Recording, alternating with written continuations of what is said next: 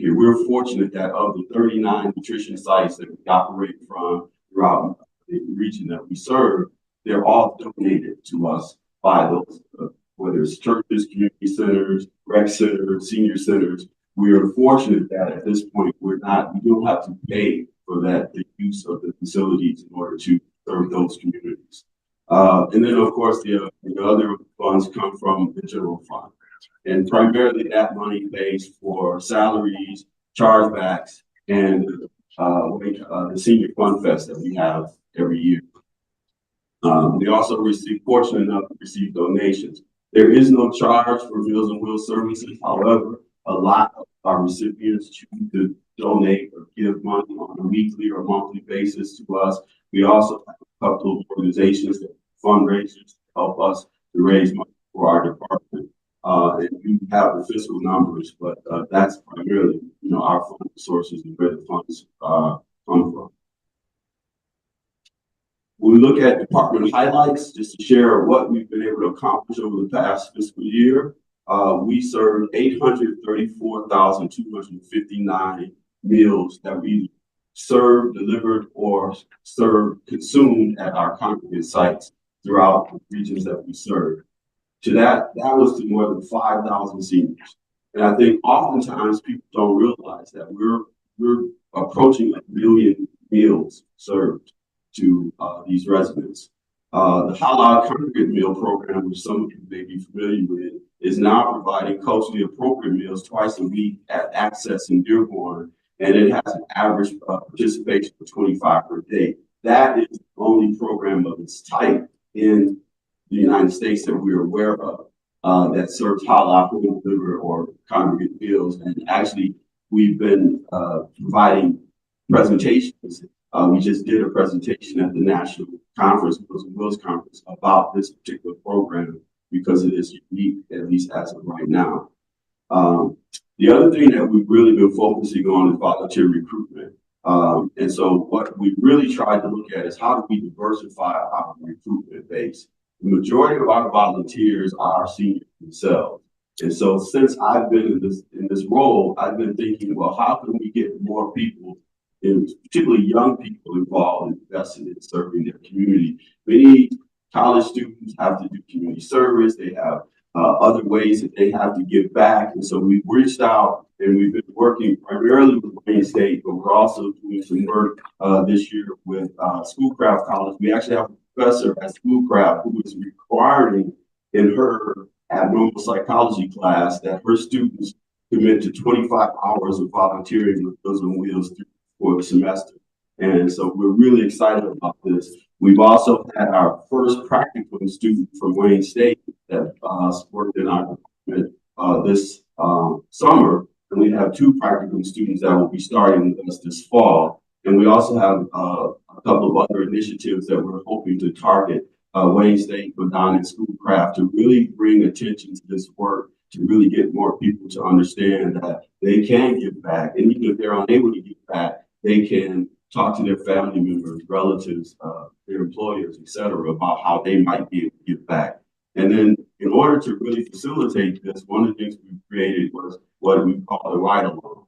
Because we know that as we're trying to engage people and ask people about volunteerism, folks are often saying, well, I might not be able to commit to do this. So what we're asking people is they have the ability to do what we call a ride along. They can sign up just to go out one day and ride along with an existing volunteer just to get the experience of what this is like so that they can see for themselves, because then it answers a lot of questions for individuals who may not they may be apprehensive. So this gives them an opportunity to try out this program without having to make a full-time commitment.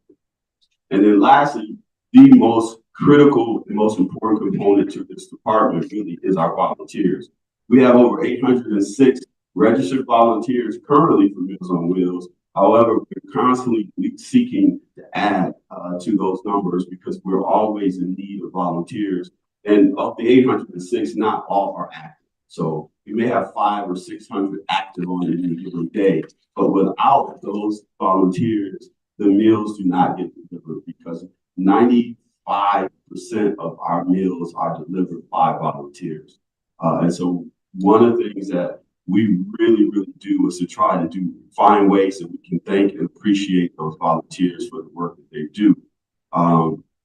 And I'll talk just a little bit about the pandemic, because of course we were all impacted by that, and our department was, prior to the pandemic, providing 5 hot meals, 1 hot meal a day, Monday through Friday. However, after the pandemic, we're only able to provide 1 pack of 5 frozen meals per day. Now, since 2022, we're back and we're delivering 4 hot meals 4 days a week, Monday through Thursday, and provide a frozen meal for Friday at most locations. However, we do have some locations that we struggle consistently to maintain enough volunteers. In those cases, we deliver 3 hot, 2 frozen. Our goal is 5 hot meals a day ultimately.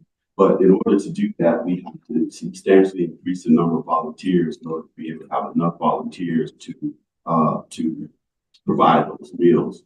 And the last thing I wanted to do in my presentation, usually when I go out and speak, I share a lot more, but you know, this work, when you go out and you actually serve a meal, provide a meal to a senior.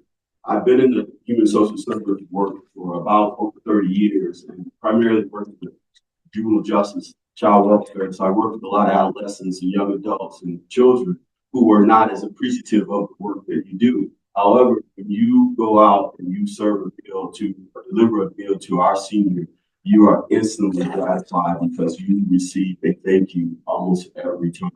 This is the most enjoyable experience for me. Matter of fact, if I were not here, I'd be in Westland delivering a route because we're struggling with having enough volunteers. I've been delivering a route in Westland since beginning of the year. And I've also delivered routes right here in Bedford.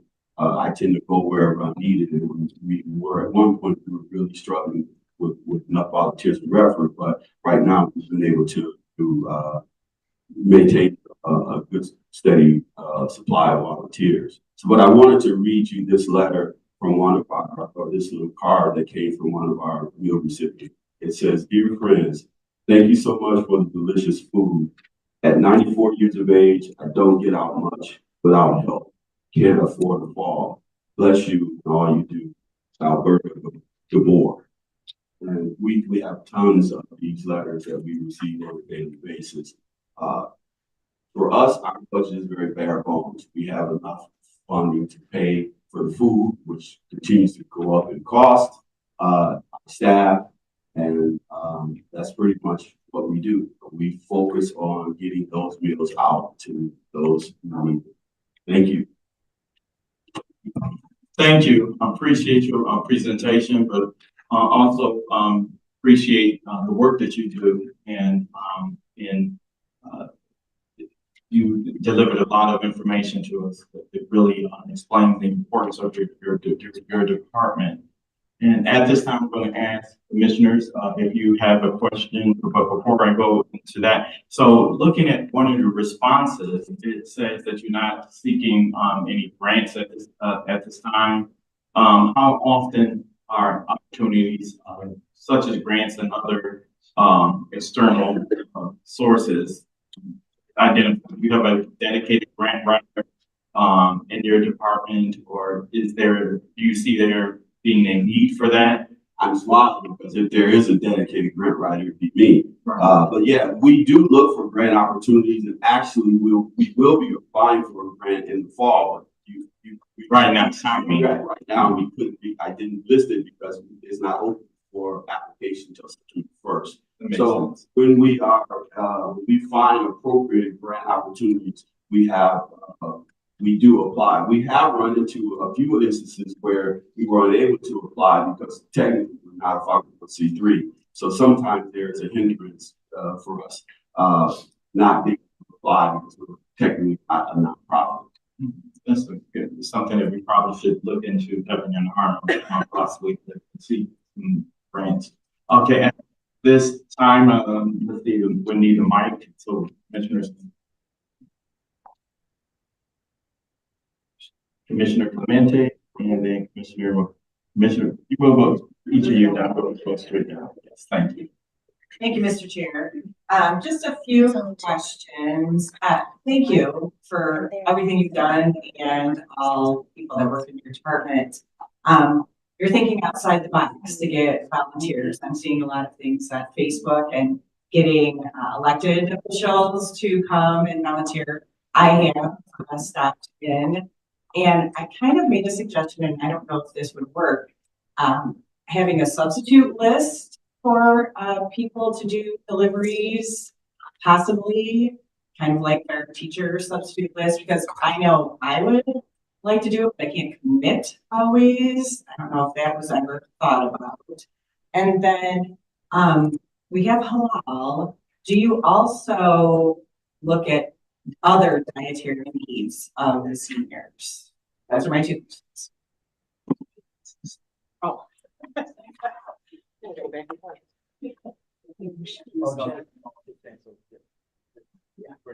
Oh, I'm sorry.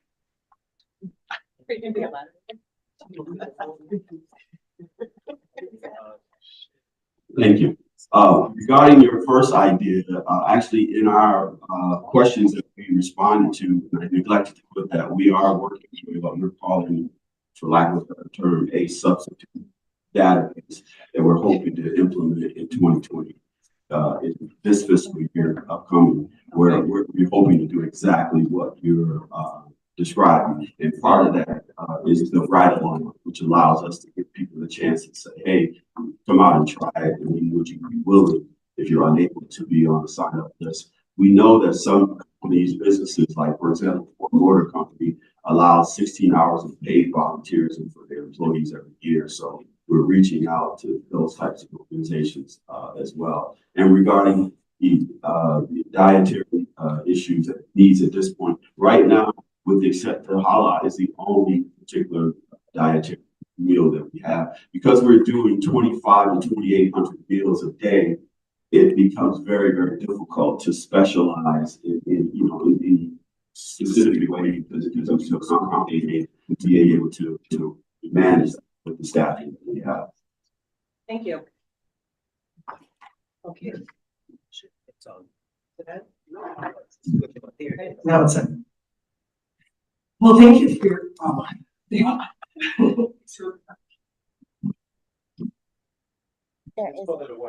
Okay. Well, thank you for your presentation, a very thorough presentation. I appreciate it. Just a couple things. You mentioned the unit price of the meals were $6 and 45 cents. so what were they like last year? The meals, they were, I think, prior to mine, five something. I don't remember the exact. So it's number. gone up about a dollar, Yes. which I think is pretty amazing. It's only gone up $1. So when you go into the stores, I mean, I don't even know how big families are even doing it. So that's pretty good, $1 up. And we had talked about earlier about sites, and you have 39 sites. We have 39 to 34 communities. Some of the communities have two, they have multiple sites. So you're in pretty good shape with that? Yes. Because I know when you first came in, you were. We do still have, we still don't have a nutrition site. You still don't. Right. We currently, the food is delivered to Canton, and the volunteers drive from Plymouth to Canton and back to Plymouth to deliver the food. We would love to have a location in Plymouth. As you know, I've reached out to multiple, but we haven't been able to secure a location. And it doesn't matter if it's a township or the city, No, it doesn't. anywhere in Plymouth? Yes. Okay. All right, I think that's all I had. Great presentation. Thank you for your whole department. They do an awesome job. And thank you for giving us the number of volunteer meal. That's very helpful. Hold on.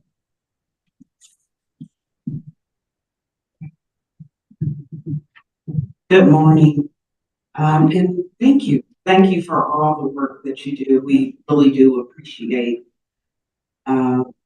your department. The question I had, you talked about working with colleges, and I think that's a great way to get more younger people involved in this initiative. Is there any thoughts around transportation? I know it would add to the cost of the services you provide, but I know that that's a major issue with seniors is transportation. And I don't know if, when you talked about initiatives, is that part of an initiative that you're working on, or any thoughts around that to help the mobility of seniors? I spoke with a gentleman who works with Lyft, Uber, and they have a program. It's a fairly new program out of DC, where they actually fund the Lyft drivers to drop off, pick up. So just just seeing if you even had any thoughts about that at all. Well, as a department, we obviously don't have the capacity to provide transportation. So what we try to do, part of our mission is advocacy. So one of the things I try to do, our department is a part of the Senior Regional Collaborative. We also work closely with the Senior Alliance, also with DAAA, and any organization that is interested in or invested in seniors' well-being. Because so we want to be a part of what I call a senior well-being ecosystem. So what we try to do as a department at this point is advocate on behalf of seniors for those issues. And at this point in time, that's really as much as we can do, is to try to collaborate, direct. And so I get phone calls all the time from seniors who request services that we are unable to provide as a department. What I do is I direct them to other organizations, other places where they're able to hopefully get some assistance. And we appreciate all that you do. As far as the way in which you pick or choose the items for meals, what does that look like as far as nutritional value? We work with a nutritionist. The company that prepares and actually cooks the food is Trio Community Foods. And so they have a nutritionist that we work with along with our staff, particularly Joan plays a big part in this. And we work with them to develop the menu. We also do surveys every year of our meal recipients to get feedback. And trust me, when they like something, they let you know. When they don't like something, they let us know. So we tend to adjust according to the feedback that we're getting from our recipients. I just received, we have a letter, it's a long letter, that we received on the back of one of the surveys where one of our members gave us the pros and cons and talked very clearly about what they didn't like. But also we're very appreciative and thankful. So we get a lot of feedback around the food directly from our seniors. Did I hear you say a survey? So you do a survey? Yes, we do. We do as a part of our contractual requirement with the Senior Alliance. We do a survey, a mail survey that we send out. We hand deliver the survey and the senior mail it back into us. I'm working hopefully this year. I'm trying to get Wayne State sociology to help us develop a more robust survey. But it's slow process. I'm part of the Wayne State sociology department, so I'm trying to get them to invest in them. Okay, and last question, donations. How do you donate, and what's the process of donating? Typically, individuals simply send in an envelope or a letter. They might write a card, and they put a check in the card. But one can donate by contacting our department and making a check out to, I'm assuming, Wayne County Department of Senior Services. I've handled the checks. I never paid attention to what they were made out to. And we also receive cash as well. So, so we go through a process every week to count up and collect and submit all the donations. Also, I'd like to remind commissioners when you speak to state your name so folks on Zoom will recognize who you are speaking. Thank you. Thank you, Mr. Chair. Commissioner Sam Baydoun from the city of Dearborn. I want to thank you for everything that you do to improve the lives of seniors in Wayne County, and specifically on behalf of all the seniors who participate in your program in Dearborn. the halal and non-halal program. I want to thank you on their behalf. I want to ask you a couple of questions about the halal program. In the presentation, you said that access is where you provide these meals twice a week, correct? Correct. And an average of 25 per day? Per day, yes. Are you still using the Country Chicken as the provider of these meals? Yes. By the way, they do an amazing job, and I think for what they charge per meal for the halal, what do they charge per meal for the halal, roughly? I want to say it's 70 something. That's, yeah, that's dirt cheap, quite honestly. And so the other participants in Dearborn, for example, in other cities, are you delivering to their homes or they have to come to Access? If we do, Country Chicken actually delivers the home delivered meals as well. So for the congregate meals, they come to Access and they have to, they sit down there. But for the home delivery, Country Chicken prepares and delivers the meals. And is that still about 100 Yes. meals? Yes.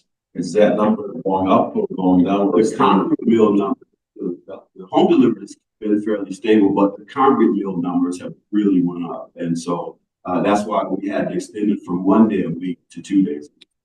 So, Okay. Thank you for everything.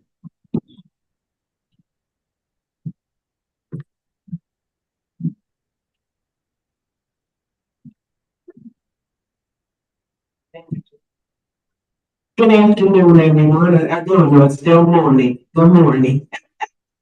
Thank you, Dr. Jackson and staff. You've done really great. I missed being on the senior board there, but, I still get calls from my seniors. In fact, I just got one the other day and was upset because she didn't know everything that the seniors did, so I had to explain to her how they were separated from Detroit and Western Wayne and that. And in fact, many years ago, I remember when we separated, so I was able to give her a little history on it. And she said, well, there ought to be something in writing as to what they do in Western Wayne and what they do at BAAA. And so I said, well, there are some things, but I don't know if there is one pamphlet that speaks about both of them or not. I don't know about that. But so I did. She felt a little better. But this morning, I heard one of the doctors talking about COVID. Now, is that a concern at this time? Do you know of in your congregants? So we have not had any specific challenge issues related to COVID that we are aware of. At our sites, you wear gloves, you wear hairnets and things like that. But we haven't had any specific issues or challenges related to COVID. Okay. At this time, and fortunately for us, we've not lost volunteers. Prior to that was a big challenge for the department in the midst of the pandemic, because many of our volunteers were unable to participate. Okay, so all your congregate sites are open? Not all of them. That's not it. They're slowly regrouping. We're having more of a challenge getting people to come out to the congregate sites. I mean, if you can have it to your home, some people are just more, they're very happy with that. Okay. Anyway, thank you, and thank you for all that you've done since you've been back here, and it's just wonderful. Thank you both.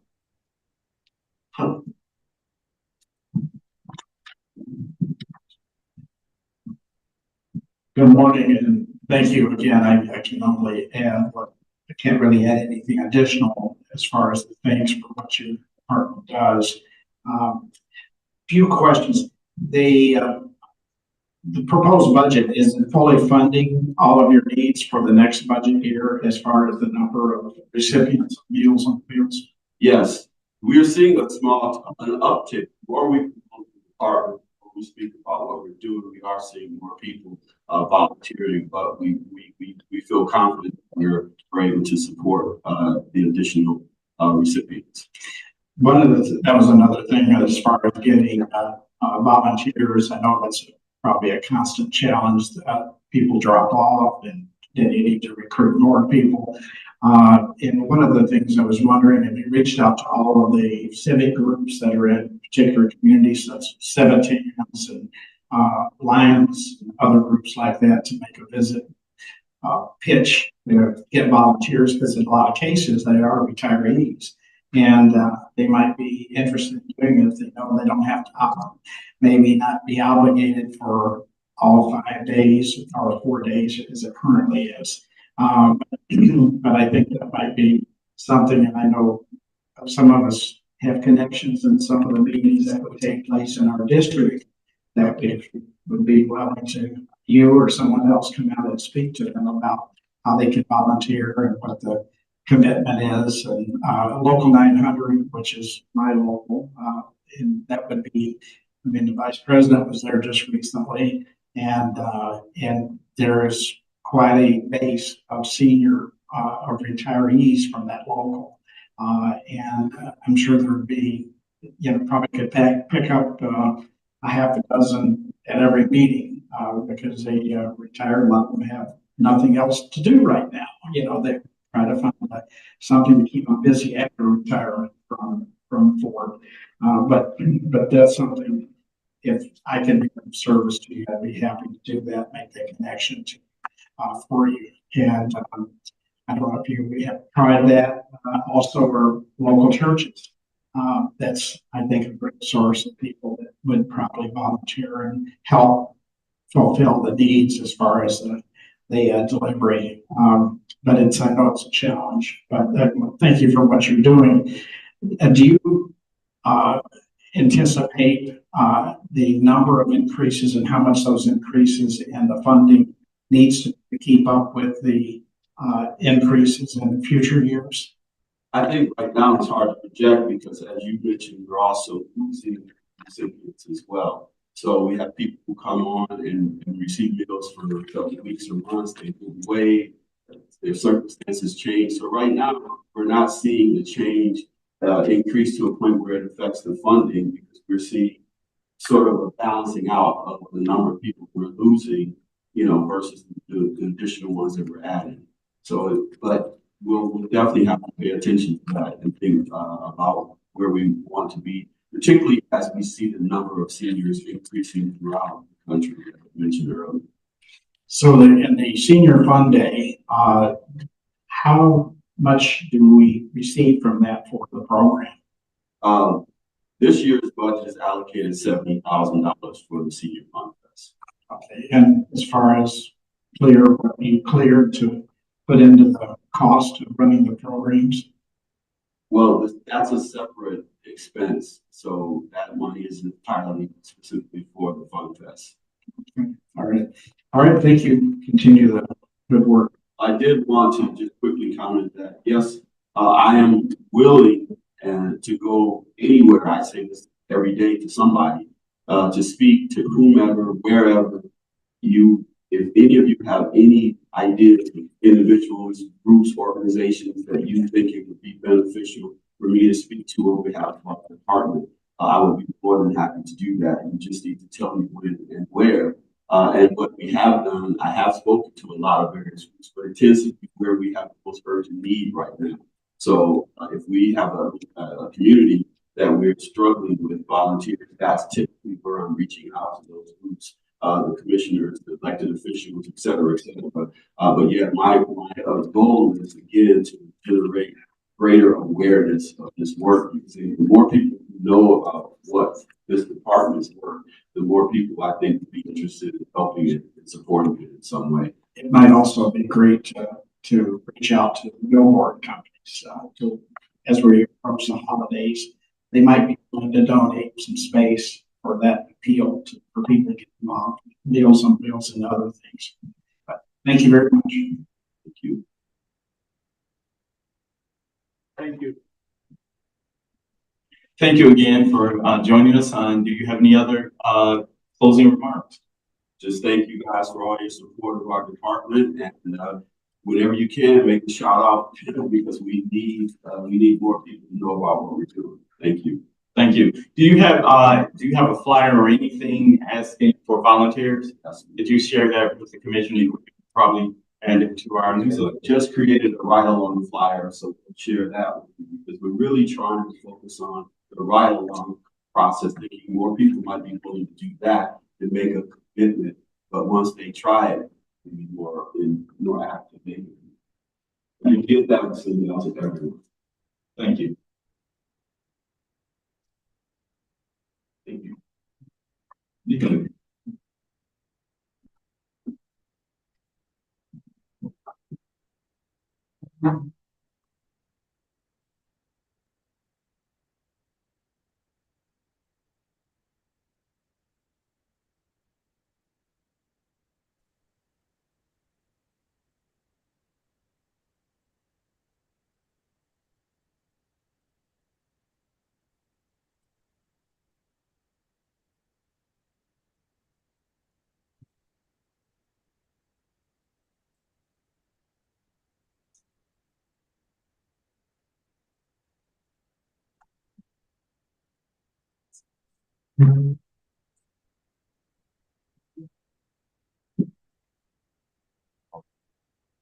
Next item, Madam Clerk.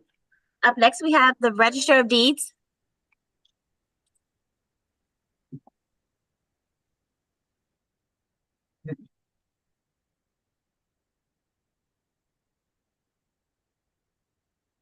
Good morning. Morning. Good morning. Good morning. Good morning. Okay, yes, so we have received the administration's recommendation for your budget, your department's budget for the next fiscal year. Does this represent in the entirety the necessary resources for your department to operate in the next fiscal year? I'm going to let my Chief Financial Officer, Jenny Wright, answer that question. Yes, it does. Thank you. You may begin. Thank you. Good morning, everybody. Good morning, Chair Kim Lock, Vice Chair, Commissioners, and to the public. I have Carla Keller-Durakis, Chief Deputy Register of Deeds, here on behalf of the Register of Deeds. With me today is Jenny Wright, Finance Deputy for the Register of Deeds. You've previously been provided a copy of the Register's proposed 2024-2025 budget, along with the proposed projected 2025-2026 budget. You also have our responses to questions submitted to us previously by the Office of Fiscal Agency. The paramount purpose of the Register of Deeds Office is to accept and catalog all documents pertaining to any interest in real estate, and to make that information accessible to both the business community, and the general public. These documents include deeds, mortgages, discharges of mortgages, construction liens, release of liens, judgments affecting interest in real estate, delinquent tax notifications, and other similar documents.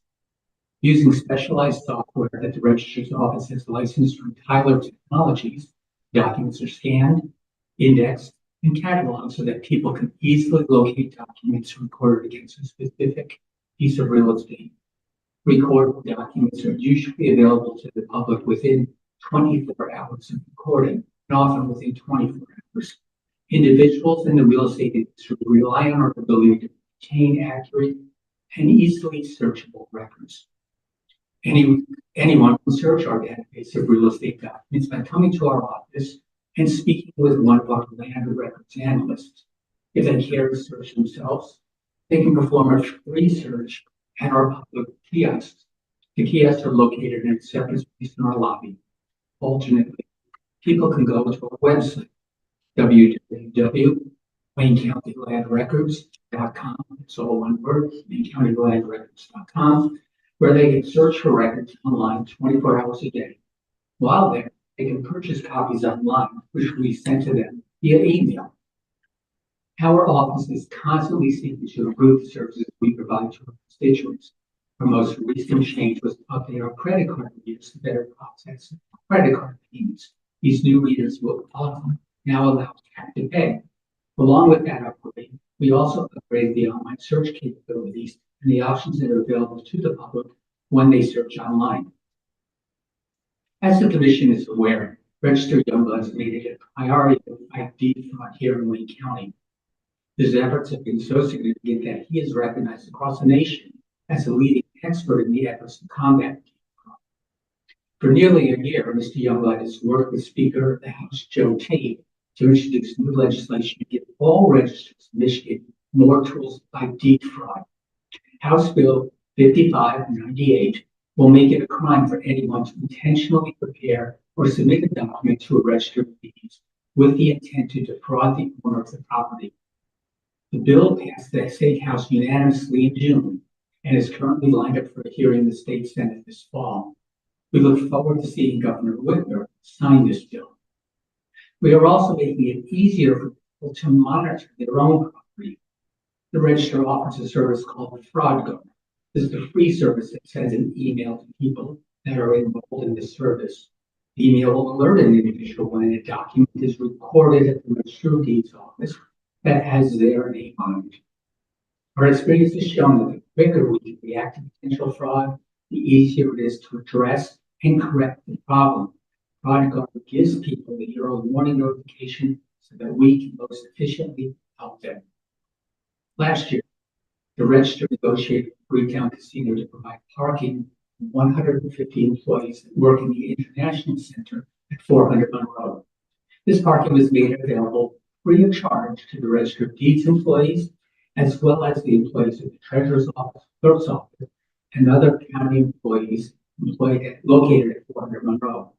This year, we expanded the number of parking spaces from 150 to 172 spaces. Again, these spaces are made available to no charge to Wayne County employees at 400 Monroe. This is part of our continuing efforts to provide benefits to our employees in order to help retain them. Our staffing levels are decreased currently, but we continue to work to recruit new employees.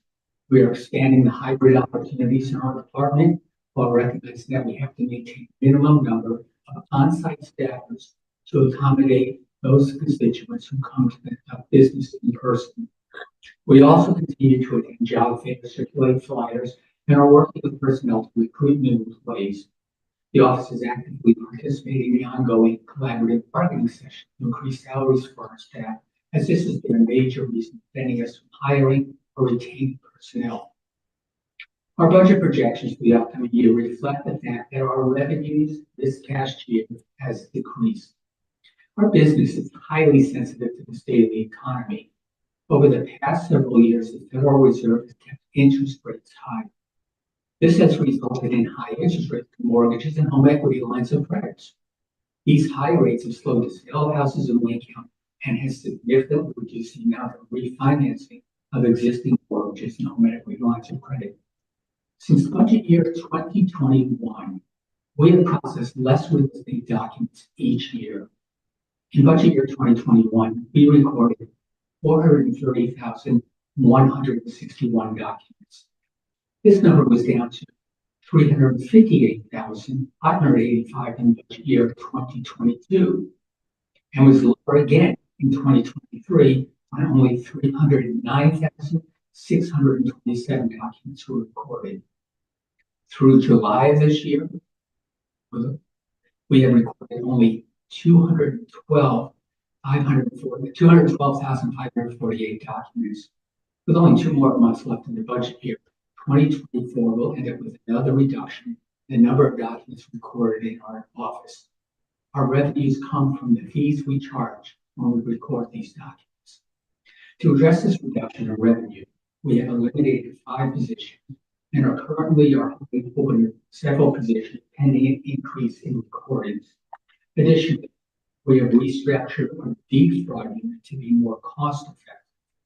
Currently, the deed fraud unit is housed in a separate office suite in 400 Monroe. Beginning October 1 in the budget year, we will no longer be renting space. The representatives in the Register of Deeds office will be on the task force will be relocated to the 2nd floor, and the prosecutor and investigators are moving to other space in 400 Monroe that is currently occupied by other members of the prosecutor's office. We can make this change because of the ability to work remotely that we all learned to do as a result of the COVID-19 pandemic. We will be able to provide the same service.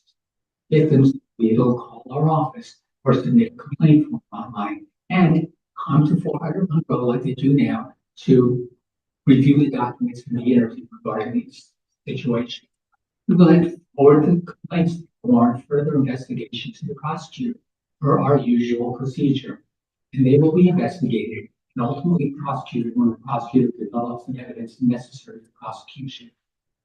One other item which has resulted in a reduction in revenue is a change in the grant award from the state of Michigan for the remonumentation program. Public Act 345 of 1990 requires that the Register of Deeds throughout Michigan locate and repair or replace all monuments relied on for surveying property. These are the markers that surveyors use to lay out subdivisions, streets, infrastructure, and other land improvements. We have recently shifted from the remonumentation phase to the maintenance phase of the program. This is because we've located and remonumented nearly all of the existing monuments, so we can now switch to regular visitations to maintain these monuments. Laura, Department of Licensing and Regulatory Affairs, administers the program for the state. They determined that Wayne County should transition to the maintenance phase based on the work that's been done on the license program.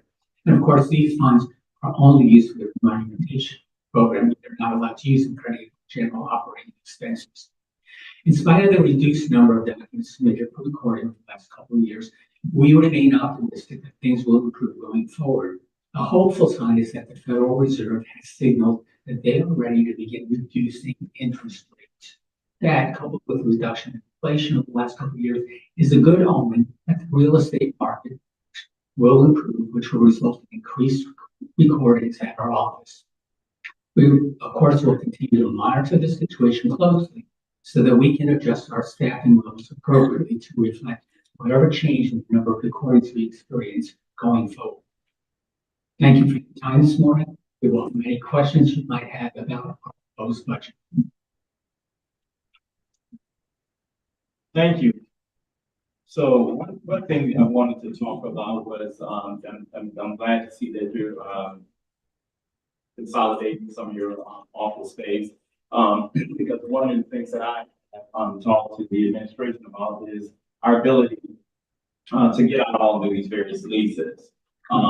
We have, some resources now to look at actually owning this real estate instead of having all these leases that are, amounting to billions of dollars. And so that 400 Monroe is one that is something that I've definitely been talking about.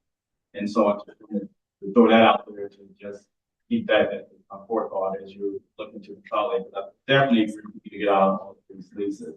And at this time, I will ask commissioners who are on my right, if you have any questions, and start with Commissioner Sam Baydoun.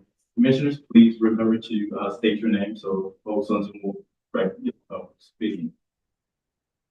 Thank you, Mr. Chair. Sam Baydoun, representing the city of Dearborn. Thank you for the presentation. I want to applaud Mr. Youngblood and the entire department for all they do.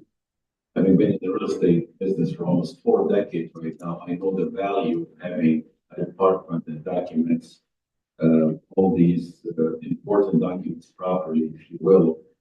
I want to focus a little bit on the deed fraud unit. I know in the past, I am aware of a couple of cases where the registrar intervened and they stopped the property from being stolen from these seniors. But I had a situation last year where a senior had I believe a cooling company come out to do some work. And they did not agree and they did not do a good job. So they ended up placing a mechanical lien on the property. And obviously that got reported. When they got to the closing, they found out that there's a mechanical lien. So they paid for the service place. Now, can seniors protect themselves or homeowners in general in terms of these mechanical liens, would that be tied to the fraud guard, aspect of this, situation? Fraud guard would send an alert if your name is recorded on a document and a construction lien or mechanics lien is such a document, so it would have your name on it. You'd get an alert of that, so at least you would know that it was out there and you could deal with it. As far as, and I speak in generalities, and I don't know all the particulars of what you're talking about, but oftentimes construction liens, mechanics liens are not considered criminal activity. They're considered more of a civil dispute, a dispute over money, right? I did work, I should get paid, is what the mechanics lien says. The homeowner is sitting there saying, you did a lousy job, you didn't do what you promised, I should have to pay you. That's a dispute over what really is a dispute, which is outside of the criminal activity. In those cases, we refer people, especially senior citizens, to some of the legal aid agencies that do help, low-income citizens, like Shore Legal Services, United Community Housing Coalition, like Shore Legal Aid Defenders, for instance. These are some of the places that we send people to. In terms of the deed fraud, have you seen an increase in the, fraudulent activities in terms of people trying to steal other people's homes? The sad thing is, it's consistent, not going up necessarily, but not going down like we would like it to. We are averaging referrals to the prosecutor, approximately 150 cases referred to the prosecutor per year. And sadly, in some of these cases, most of the time they're family members. Sometimes they are. And of course, I need to let everybody know, we may do something and refer something to the prosecutor's office. So the prosecutor then to investigate the case and just try to develop evidence so that they can prosecute. If they can't put that evidence together for whatever reason, perhaps people are passed away, they're not witnesses, they're out of state, then unfortunately some of these cases are not prosecuted. We do encourage people, again, to go to these legal aid services to get some other assistance, because sometimes there are civil remedies available to people.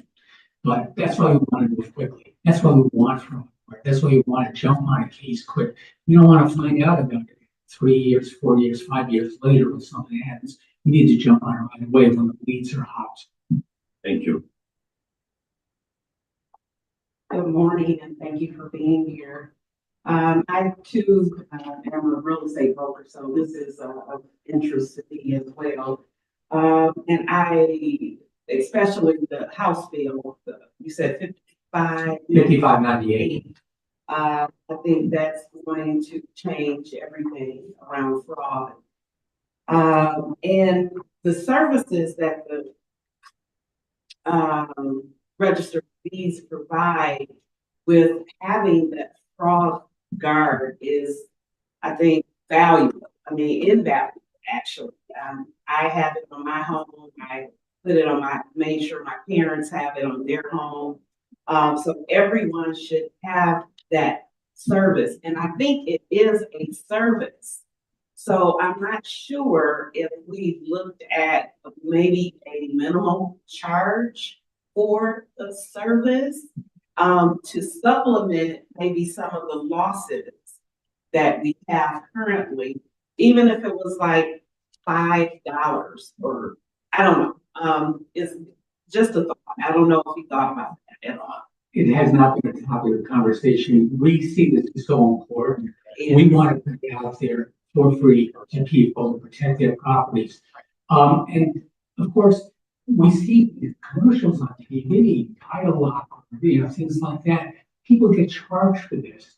We don't want to get mixed up with that either, confused with that. We are public servants. We want to help people protect their properties. So really, we appreciate what you're saying when revenues are down, Right. But still in all, we're reluctant to do that. I agree. I was just thinking how valuable it is of a service, and there's a cost to implementing this program for software, for resources, and so I agree that it should be free, and I appreciate the fact that it's free.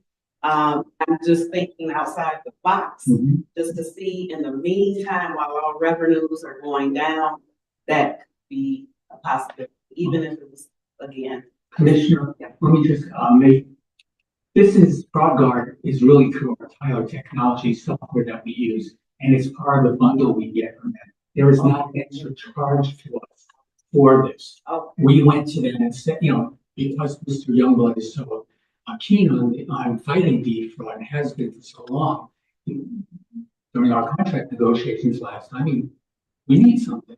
And they said, we can do that. We can help you out. And they included it as part of our bundle. then that's good to know. If there's no cost, then there should be no cost to the residents. But it is a valuable service. Anyone that does not have it on their home that lives in Wayne County, you should have it. It's easy to implement, and just go to the website. And let me just say one more thing about that. You mentioned that you have it yourself. I do. We can, for those of us who have parents who may not be computer savvy, you can, besides protecting your own property, sign up and include them and get emails about your parents, your elderly relatives, for those who worry about. And that actually happened. My dad, Bruce Baker, his name is common. So we get quite a few Bruce Bakers and the alert, although it's not actually his home, it's just good to know that we have that information that comes to us, and we can check on it and make sure that no one is trying to steal his home. Especially if your home is free and clear and you paid for it already. It's very important. Thank you for the work that you do. Thank you. Good morning, and thank you for your excellent presentation. Very good. Couple of things, the legal aid systems that you were talking about. Can anybody go to that, or do you have to be a senior, or do you have to be low income? Most of those are based on your income. All right, so senior citizens are fixed income, perhaps other folks with low income that might qualify. Those agencies, sometimes, some of them, do have referral services to attorneys that you don't qualify here, but we can point you with somebody else. Some of them have some arrangements with some outside attorneys, not all of them, but they help people get some assistance. I do want to point out though, I'm an attorney, and one of my early jobs was with the UAW Legal Services Plan, and we had very, very many UAW members still here and retirees here in Wayne County. They provide legal services, and if you're a UAW member or UAW retiree, spouse of a UAW retiree, you may be qualified for assistance through the UAW Legal Services Plan. So remind people to look for those things they might be able to get assistance for some programs offered through work.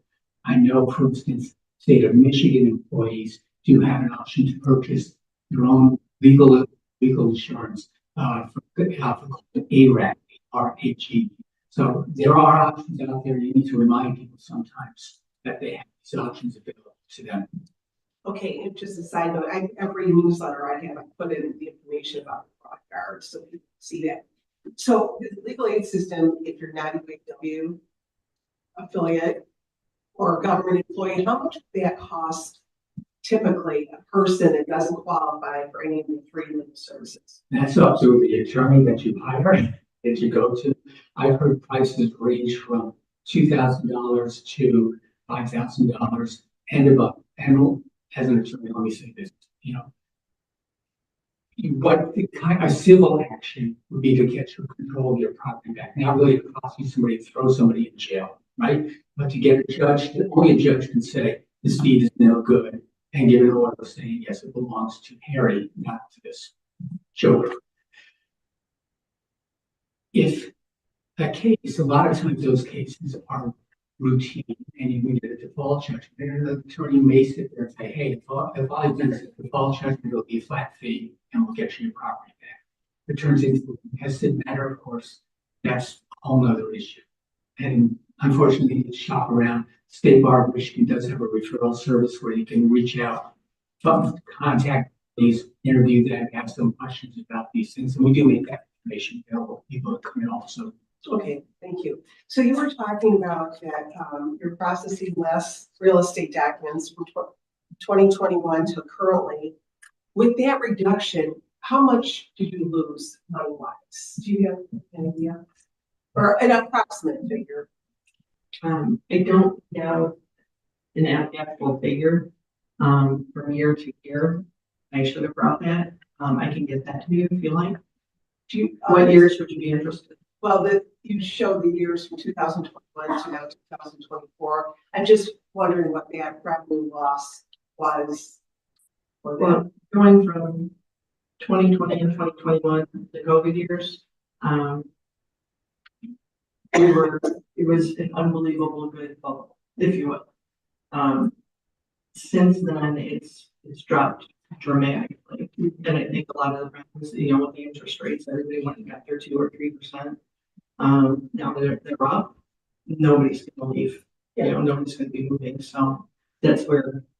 Yeah, no, I realize that. I was just wondering how much you lost through those years. I can email to you. Sure, that's fine.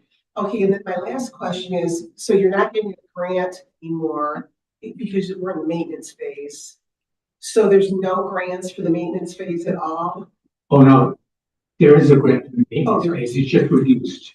Okay, so that's part of the. Okay, thank you. Hi, Kara Clemente, District 4. I just want to thank you for your work and your presentation because it was very thorough and being good consumers of the taxpayer dollar and being there for our taxpayers. I really appreciate it. Thank you. Thank you.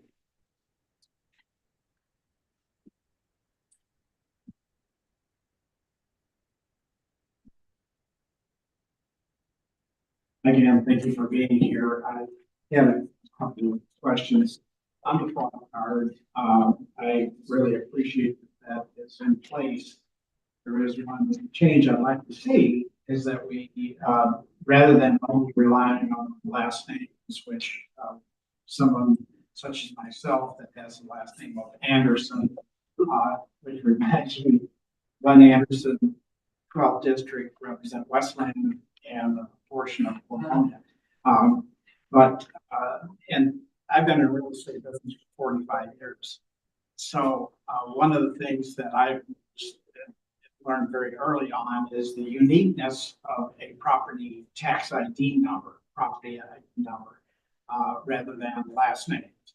Do you know if there's been any progress made on getting that changeover rather than having the last names? Because you can imagine if Smith's notified if someone recorded something, but then the name was Smith, the owner of the property was. We brought that up with our software developer. Not that long ago, not just the property ID number. Most people don't really know their property ID number. They have to go fish around and find it, but also the address. We want addresses, we want property ID numbers, we want names. Our vendors been made aware of that. We have actually discussions coming up on the possibility of a new contract with them. New long-term contract, we have an extension contract. But as part of our discussions for a new long-term contract, it's one of the things that we are insisting on seeing in a new contract. Good. Just as a side note, the other night, I was at an event at the Register of Deeds / primary treasurer with Oakland County, and she has a system. Okay, now it's working. She has a system that I think they created themselves, which uses multiple fields as you're talking. So someone might want to discuss what they did and see if we can get it if the vendor can't do it. Because it would be very important, I think, to have those included that patient will be causing harm to some. But I think it's a great service. What we have is better than nothing at all, certainly. And the fraud guard or the fraud work with that House Bill 5598. Have we reached out to our lobbyists that county pays, probably about a month a year for a number of lobbyists? Well, it's your lobbyist. Let me just remind the commissioners here, I think you know, Mr. Youngblood came to the commission earlier this year and asked for a resolution supporting these efforts, which he unanimously gave to him and supported. We worked with, actually lobbyists that we are associated with Michigan Association of Registered Deeds. And they have lobbyists and we've been working with them to go and push work on this bill. And mentioning Mark, we have to go to their conferences. We have a fall conference coming up. We also go to PRIA, which is the Property Records Industry Association. They have conferences. Mr. Youngblood was at the IGO conference with government organizations earlier this year talking about deed fraud. But when we go to these, we do exactly what you mentioned, talk to the other registers, what it's out there, talk to other vendors, see what products are out there, to see what kind of options, because really we're always looking to find out what services we can provide. Great. And I want to give credit also to our registered Mr. Youngblood. I remember my phone would ring when I was in the Senate and on the Senate floor, and a lot of times it would be Bernie calling me. Thank you very much for what you do. When and staff, thank you so much for being here for Mr. Youngblood. Just tell him that we appreciate all that he is really doing with this fraud thing. I learn something new each time you guys come. So thank you so much. I appreciate you.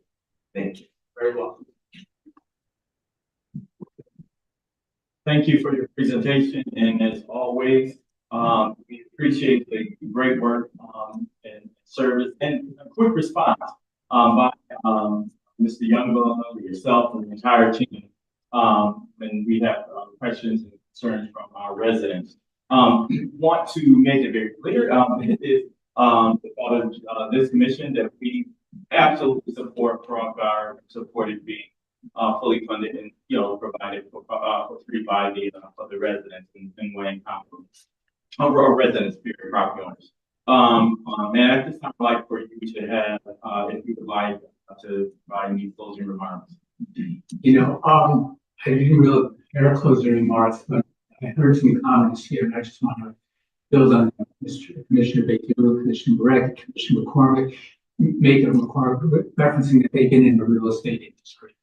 I mentioned that I was an attorney, did a lot of real estate law before I came here, and we worked with the Register of Deeds office for over 20 years. And we come up, my office was in 400.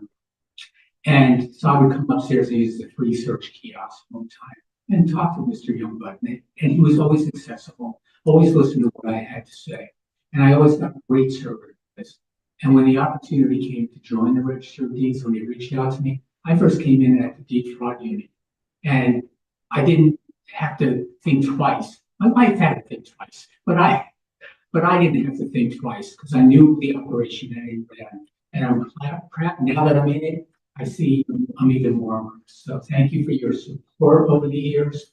I appreciate it. Mr. Youngblood appreciates it. We all want to serve the constituents, citizens of Wayne County. Thank you. Thank you.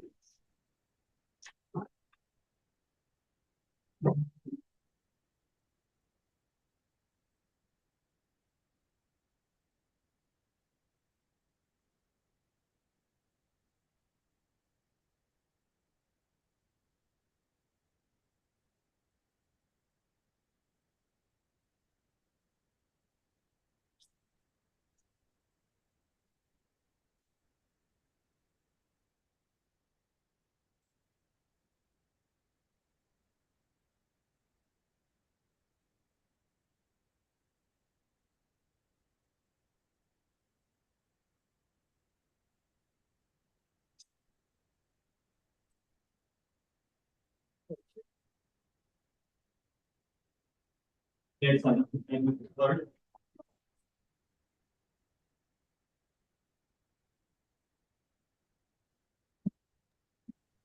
Up next, we have the treasurer.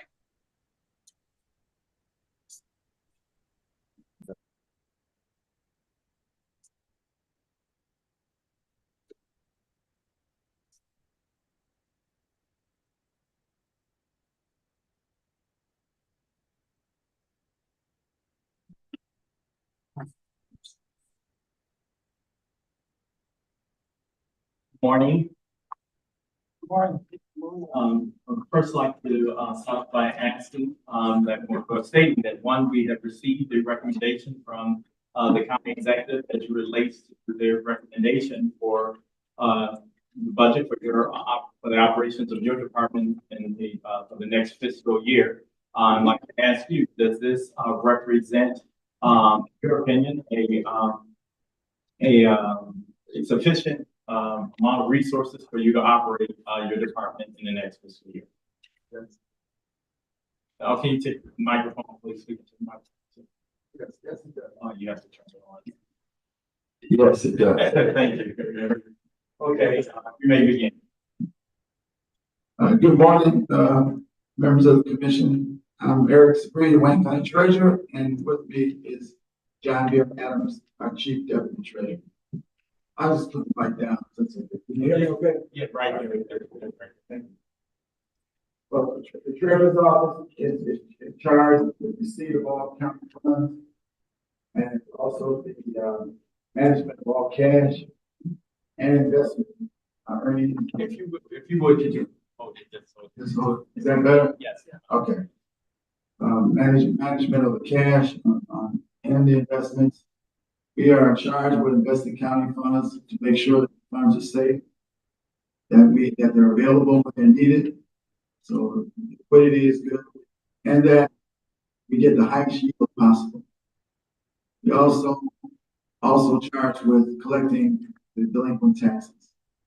And I want to mention that this year we had the lowest number of foreclosures since 2003. And that's attributed to the hard work, diligent, consistent efforts of our staff, many partners that we have in the different municipalities and the nonprofit community, and with the programs that were available, such as the exemptions, the homeowner property exemption program, pay as you stay, as well as the homeowner assistance fund, which we were able to help over 7,800 people over in 2 years, get all the taxes paid, avoid foreclosure, and spending $29 million of federal funds that were available to us through the state of Michigan. Also, over 12,000 people avoided foreclosure since 2021 through the homeowner exemption program. The low-income individuals who became exempt and had back taxes.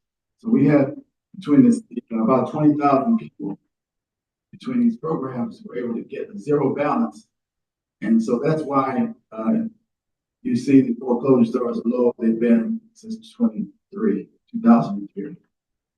And we want to also mention that the investment income for the county, our investment earnings are as high as they've ever been. We had last year $55 million in earnings.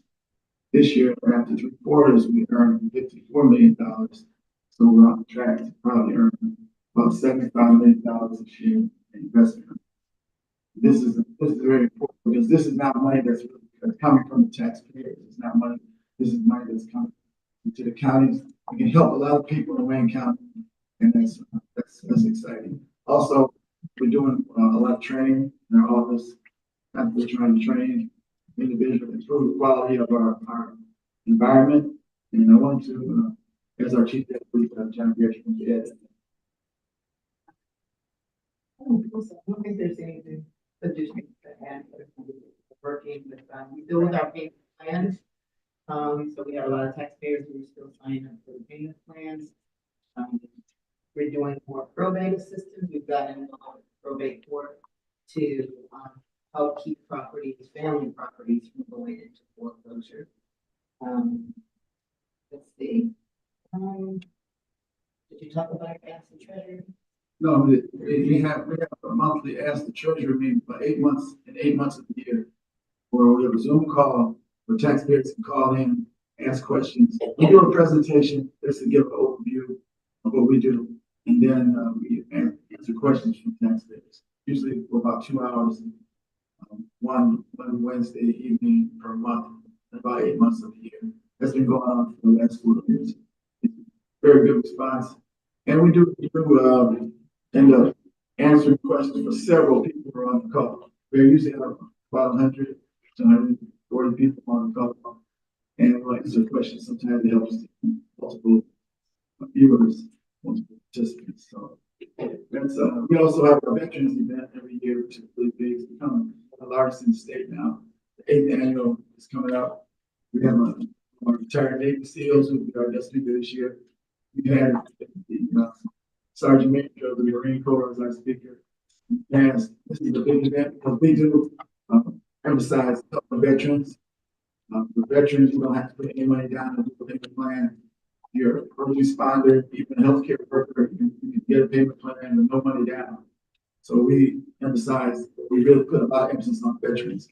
And our veterans events is growing, kept it going during COVID, even when we had to do virtual events, kept it going. I usually have members of Congress always participate.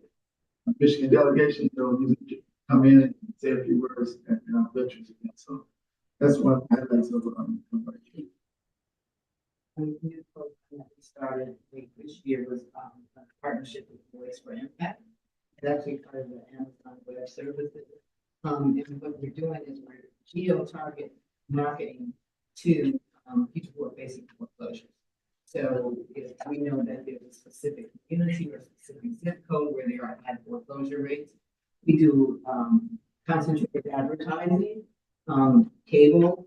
We do concentrated advertising on your phone. So, you know, when the ads pop up, our, you know, payment plan, how to avoid foreclosure ads will come up. So that's been pretty exciting. We saw a huge increase in our payment plans during March of this year. Once we started to implement it, we had more people, probably about 5,000 more people entered into payment plans during that period. They were doing that intense geo-targeting. But it works. It works because I put my interest to see if it works. And I was watching movies and the ads came up on Hulu and Tubi, you know. So it targets your interest. It's kind of scary, you know. But it's a political package. So very, it's like you're harassing people to let them know, you know, pay taxes, pay the payment plan. So it works.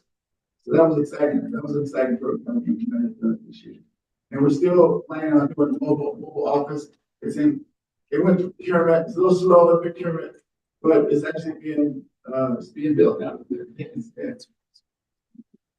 Well, you know, all of the things that you stated this morning, we cannot provide without recognizing how you change the perception of this office, your office, the office of the treasurer's office, particularly when it comes to individuals who are facing foreclosures. Your office bend over backwards, breaking your back to make sure that people stay in their homes, and that cannot go unrecognized. How often you all have gone to the limits of the law to make sure that people stay in their homes. So all of this, what you just stated as far as notification and how you're chasing people to make them recognize that this is important, get ahead of it before it actually becomes too late. So thank you for all that you've done in turning the tide on what was a big black eye for not only the department, your department, but to the county with these horrible headlines when we're having all of these foreclosures. But you've done everything you can and do everything you can to make sure people stay in their homes. You made that a priority. Question I have before I go to commissioners is the Raphael lawsuit. I know we've been hearing about that. You've been keeping us up to date. As well, we've been on Zoom with lawyers associated with that.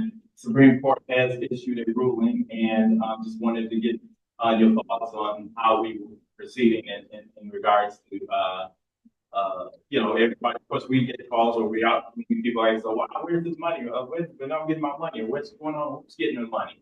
So all of that. Well, I'll give a little brief statement and try to be able to add something. Because she's very involved in that. The Supreme Court, recently issued an opinion in July in the case, Schaefer case, and I hate the case, Schaefer. There were similar cases where people, well, there was retroactive proceeds was really the issue. Does the county have to give, any money back? Any proceeds of the proceeds that we sold in auction, probably we sold in auction, and do we have to give any money? Retroactive cases. Before the law was changed in 2021, 2020, they want to have to give any money back to people. Because going forward, currently, we're doing this now. We're actually giving people their proceeds that they file a notice of intent to get a claim, and follow the process that's laid out in our statute. We're already doing that for the last, this is the third year. But the question was, what about people who lost their properties in previous years? So the Supreme Court said, basically, you have to go back 6 years in 2020. And so there's a process, but what they did basically said, you have to follow the process that's in the statute. It's a statute, it's a section T, 211.78T. That was a statute that was developed, the section was developed once the law changed, drug eligibility came out in 2020. So they said you have to follow that same process, but they set some deadlines. And that's where we are. Now, I would love to discuss this with the entire commission and the executive office, but it had to be in closed session. And you can explain why. Because we still have ongoing litigation. Okay, so that, at that point, we'll stop that. We'll still have to refer to our council and the chair for consideration for a committee of whole. And with that, I'll now look to Commissioner for a question. Thank you, Mr. Chair. Thank you, I gotta keep my word. I gotta start on the left. Oh, sorry. Thank you, Mr. Chair. Mr. Sabri, I give you accolades all the time, because you've done a terrific job in your staff, and you're number one person there. I know it's a team effort, what you're doing here. There has been, Chair mentioned, sea change in the treasurer's office that you took over. And it's all been positive that I've seen. One of the things I can just share this with the commissioners. I was dealing with my mother's estate in Tennessee last year, and I had a phone call from someone that had an issue about whether or not they could sell this property, and the owners would receive the money, or was there going to be, because it was in foreclosure. And I contacted Mr. Sabri, Treasurer Sabri, and he got back to me right away. We got the issue resolved, and it's just I think symbolic or a good example of how accessible his office is. I really appreciate it. I did want to ask, are you still doing what you used to do with local meetings? If one of us, commissioner or a local official, asks you to come out? Definitely, do it all the time. Actually, we have an outreach director in Beverly Hilton, organizes these meetings every weekend. I go to block club days. I go to large meetings, and sometimes churches or community groups, and also small groups. Like a block club meeting, it's 15 people or 10 people there. It's still what we're still out there. Or we'll have someone from the staff there. Depends what's going on, but we definitely do that. Just have to contact us. We'll send it.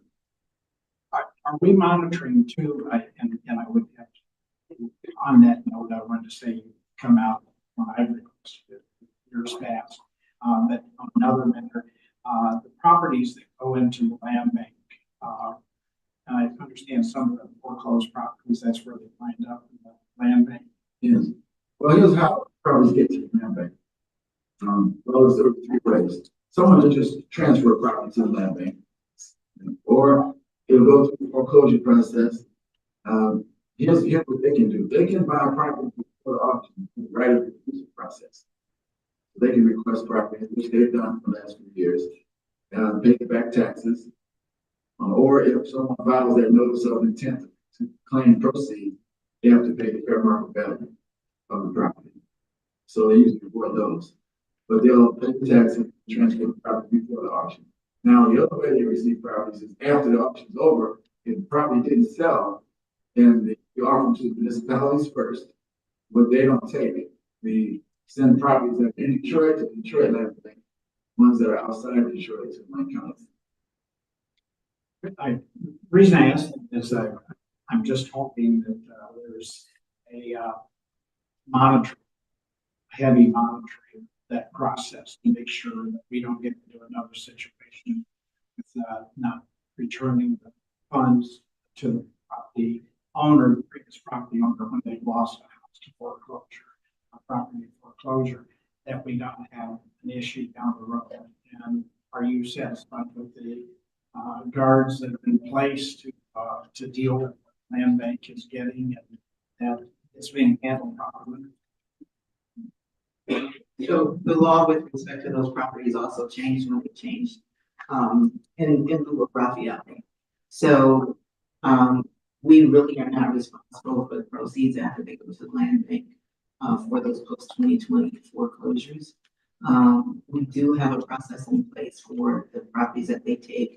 They are monitored by our property tax administration system. That's our own proprietary database where we keep track of the price they paid, whether it's fair market value, and then if a claim comes in, go through the process, we pay those out. So we're very satisfied that we've got a good handle on this. Thank you so much. Well, it's still morning. Good morning. Good morning. Thank you both for being here. And as Ms. Adams mentioned, I was just gonna talk about that, those Zoom meetings that you have and community meetings. All I can just say is thank you. You know, that's been a great resource for the community, especially my district that really needs a lot of help. And you're always there. So thank you so much. You're welcome. Appreciate you. I'm Martha Scott from Highland. We know who you are. I forgot to mention it before because for Zoom. Thank you, Mr. Chair, Commissioner Sam Van Dorn, representing the city of Dearborn. Mr. Sabri, thank you for the presentation. Thank you to all of your staff. And to mention that this is the lowest number of foreclosures since 2003. It's very evident why, because I witnessed firsthand what you have done in your department. You've gone above and beyond to make sure that people stay in their homes. And being in the real estate business, many people reach out to me when they're in trouble and somehow they missed a payment. And the last thing you want, I know that for a fact, is to take someone's home. And you have been very diligent in making sure that people stay in their homes and with the payment, you have assisted with the payment programs and got people in their homes. And I am very grateful for all the people we have helped. And I want to thank you publicly. As far as the Raphael case, I mentioned this to you before. I have a friend in Dearborn who went to pay his back taxes. When he went to the city of Dearborn, he paid the back taxes. In the system, the city of Dearborn showed that he owed for, let's say, 2015, where in fact, 2014 had already gone to Wayne County. The city of Dearborn did not know that the 2014 was not. So they took the money for 2015, okay? And he lost the home because of that. Is there a way where Wayne County can connect their system with the local treasurer's office, like in Dearborn and other cities, where if someone owes like for 3-year back taxes, and they don't know, they go to the city and say, we want to pay the back taxes, and the city collects the money.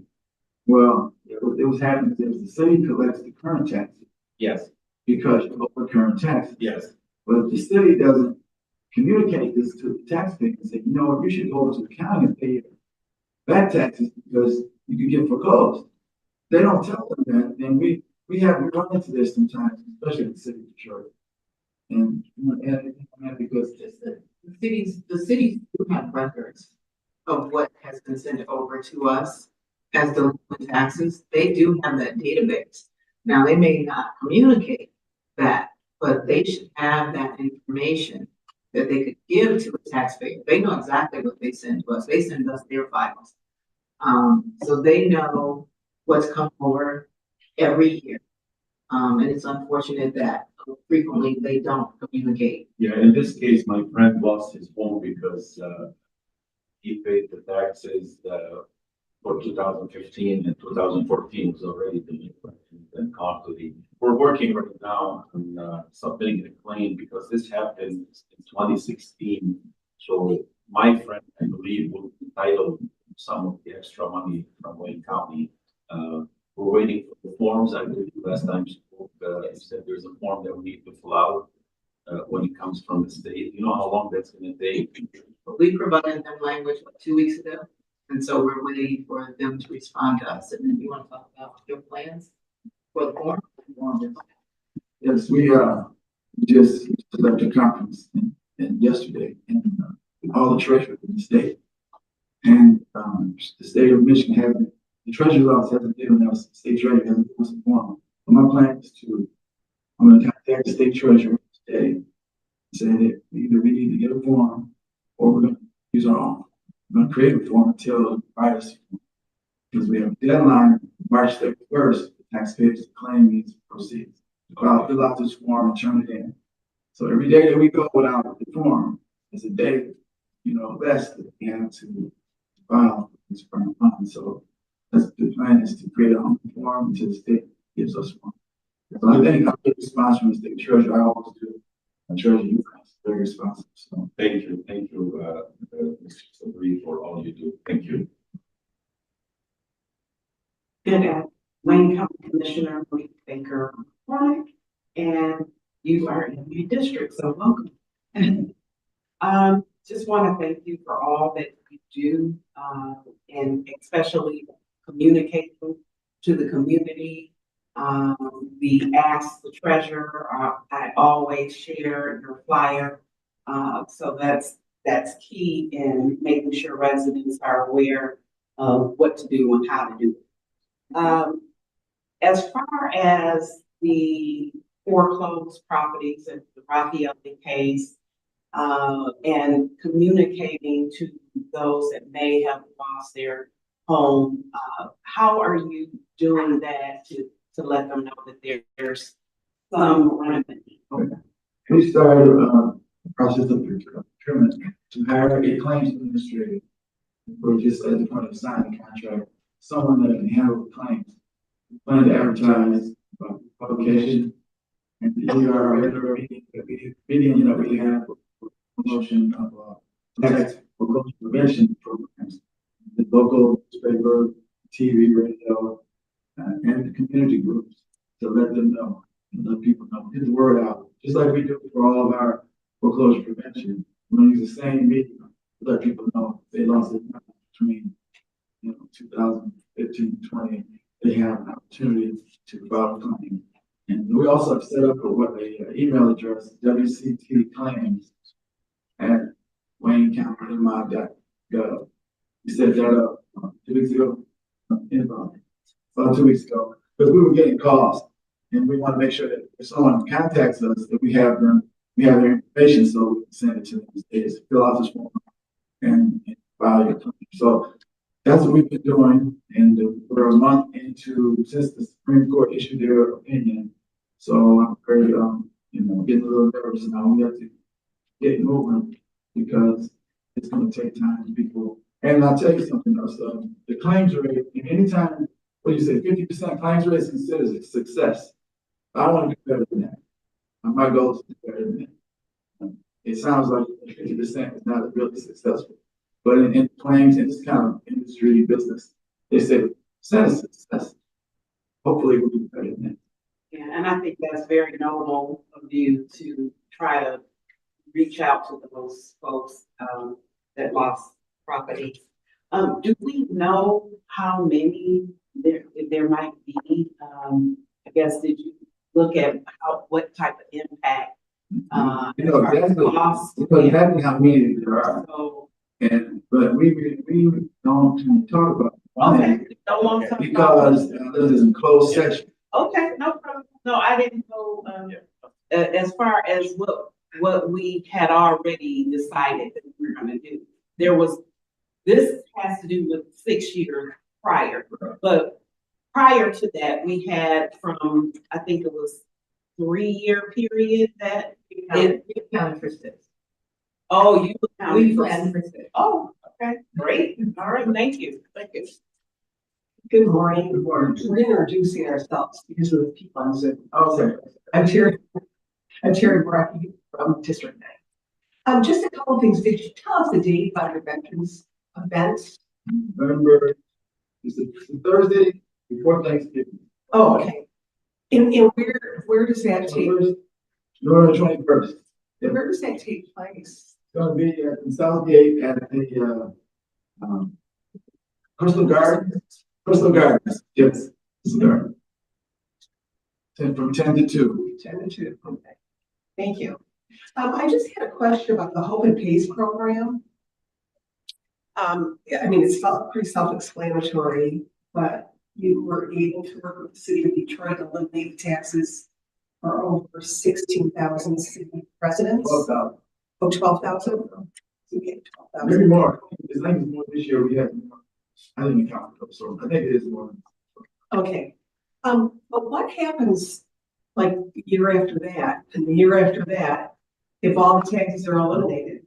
So the way the program works is if you qualify for a property tax exemption, the poverty exemption based on your income levels in whatever city you're in, those cities that participate, then you get the reduced tax debt. Okay, so it's reduced. Let me explain it like I do on the Zoom meetings. Okay, so my example that I use is if a property owner owes $11,000 in taxes and their home is valued at $100,000, then their tax debt is more than 10% of the assessed value of the home, and they meet that exemption qualification, their tax burden is reduced to 10% of the outstanding balance, so it would be reduced to $1,100. Now, in the city of Detroit, Dan Gilbert's foundation partnered with the city, and they paid off that reduced balance. So, ideally, what happens after that is they enter into maybe a 3-year payment plan, or they pay it all off. If they pay it all off, that's reduced by a further 10%. Okay, so the $1,100 would then be reduced to $1,000 if they pay it all off. If they enter into a payment plan, they have 3 years to pay that off with interest. Then after that, the assumption is that you qualify for an exemption.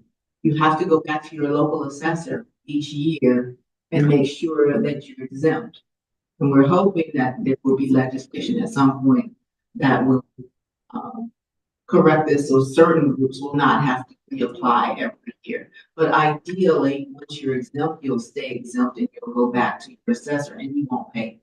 You won't have a property tax liability based on your income. And you advertise the fact they have to go back to their assessor. Yes. And that's in cities or townships that participate. Right. So how many are those are?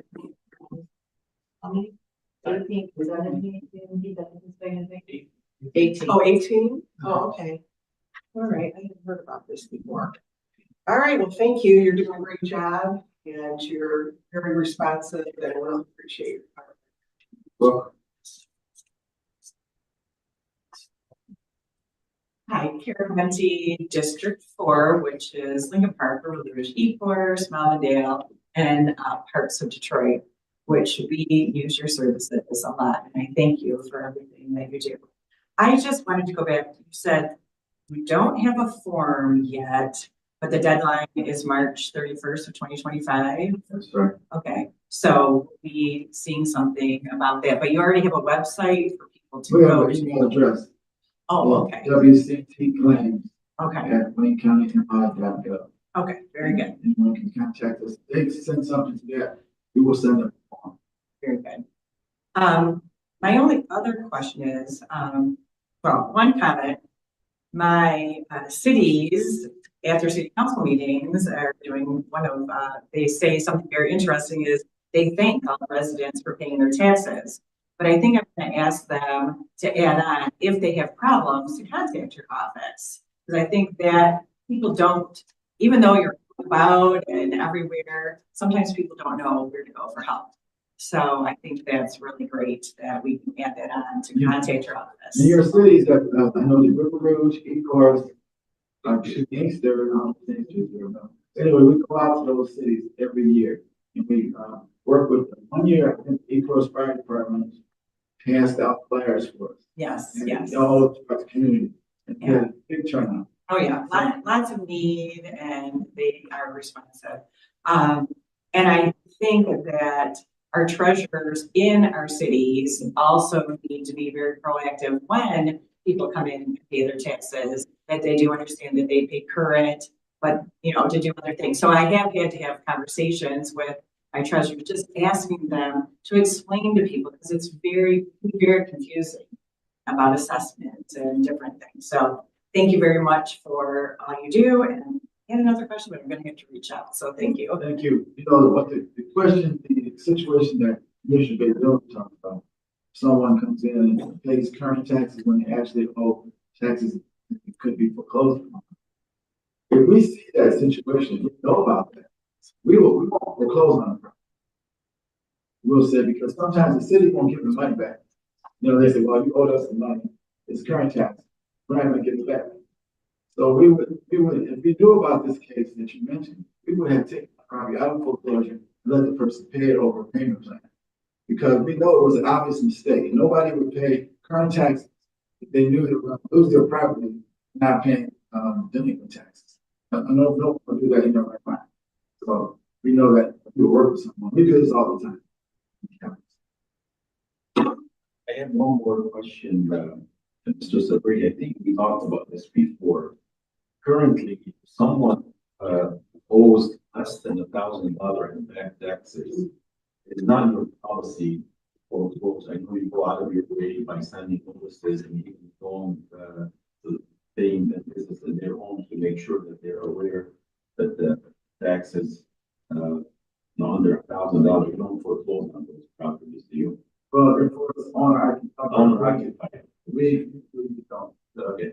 What happens is, my position is that I can always collect $1,000. And I can usually collect $1,000. It's not like they're over $40,000. Yeah. And I said, well, I don't know how to get them. They haven't paid in 5 years or 4 years. Not even. But if someone owes $1,000, I can get them. I can get $1,000. I usually can, and usually that's what happens. We usually catch them, get them and say, look, you know, give us $300, give us $100. And that's paid monthly. And we usually, don't you think, John, that we just collect? We collect. So we just give them more time, just give them more time. And usually it's because of a hardship. And we use our hardship policy to allow us to do that. Because someone has a medical problem or some other issue, and that's why they didn't pay. And only for $1,000, they had a payment history where they've been paying every month or every other month. And they show that they're really trying, we'll work with them. And for the most part, say 90% of the time, we'll collect that money for the next year and they'll be back on track. You mentioned something, final point, you mentioned something earlier. So we're in 2024. Let's say someone loses their property this year for delinquent taxes for 3 prior years. For some reason, they didn't make payment arrangements. They lost their home. They owed 15,000, let's say, in back taxes. And the property gets sold for 100,000. Now, do they need to file a claim, or will they automatically get the excess amount? The amount that they That's an excellent question. They absolutely have to file a claim. Okay. By July 1st. Okay. Which is 3 months after the foreclosure date, April 1st. Yes. That type of property. So they have 3 months to file a claim. So notice, intent to file a claim is not a claim, it's intent to file a claim. So you have to send that in, notarized, either certified mail or bring it in person. And then after the auction is over, we have to notify them in the state what it's sold for. And then we get the taxes, the minimum bid, 5% commission. And then, the rest, the cost and expenses, cost and expenses of the auction and foreclosure process. And then after that, they have to file a motion, go to circuit court to see if there are any other interested parties. But there could be more than one interested party. So the judge has to decide if there's more than one, maybe a bank or someone had an interest on the county's name on the property. They can file a claim as well and say, this person owed me $10,000. I want my $80,000 that was excess, the surplus proceeds, then the judge will decide, is there probably any other interested parties here? And then tell us, okay, in 21 days, the judge's decision, we have to issue a check. We have to issue payment. Thank you again. So one thing that the treasurer did mention that I wanted to note is that even though it's not required by law, we send out a notice every year to every property owner who's on the foreclosure list on April 1st, and we let them know that you have until July 1st to file this claim. We do send out a postcard. The blue postcard goes out, so they know that property is foreclosed. You've got 3 months to get this form into us. So. And usually, let me tell you, most of the people that get those cards, they don't fill out the claims form. They come to the office to get their property back. So this is what the response that we get. And after we tell them, you can't get it back, it's too late, fill out the claims form. Sometimes they fill it out, sometimes they don't. They're just laser focused on getting their property back, and sometimes they just don't fill it out. So the difference. Excuse me. This one, it was to that point. I just wanted to know the time span that usually takes once they file that whole process. The process Of getting the check in hand. So they file their notice of intent by July 1st.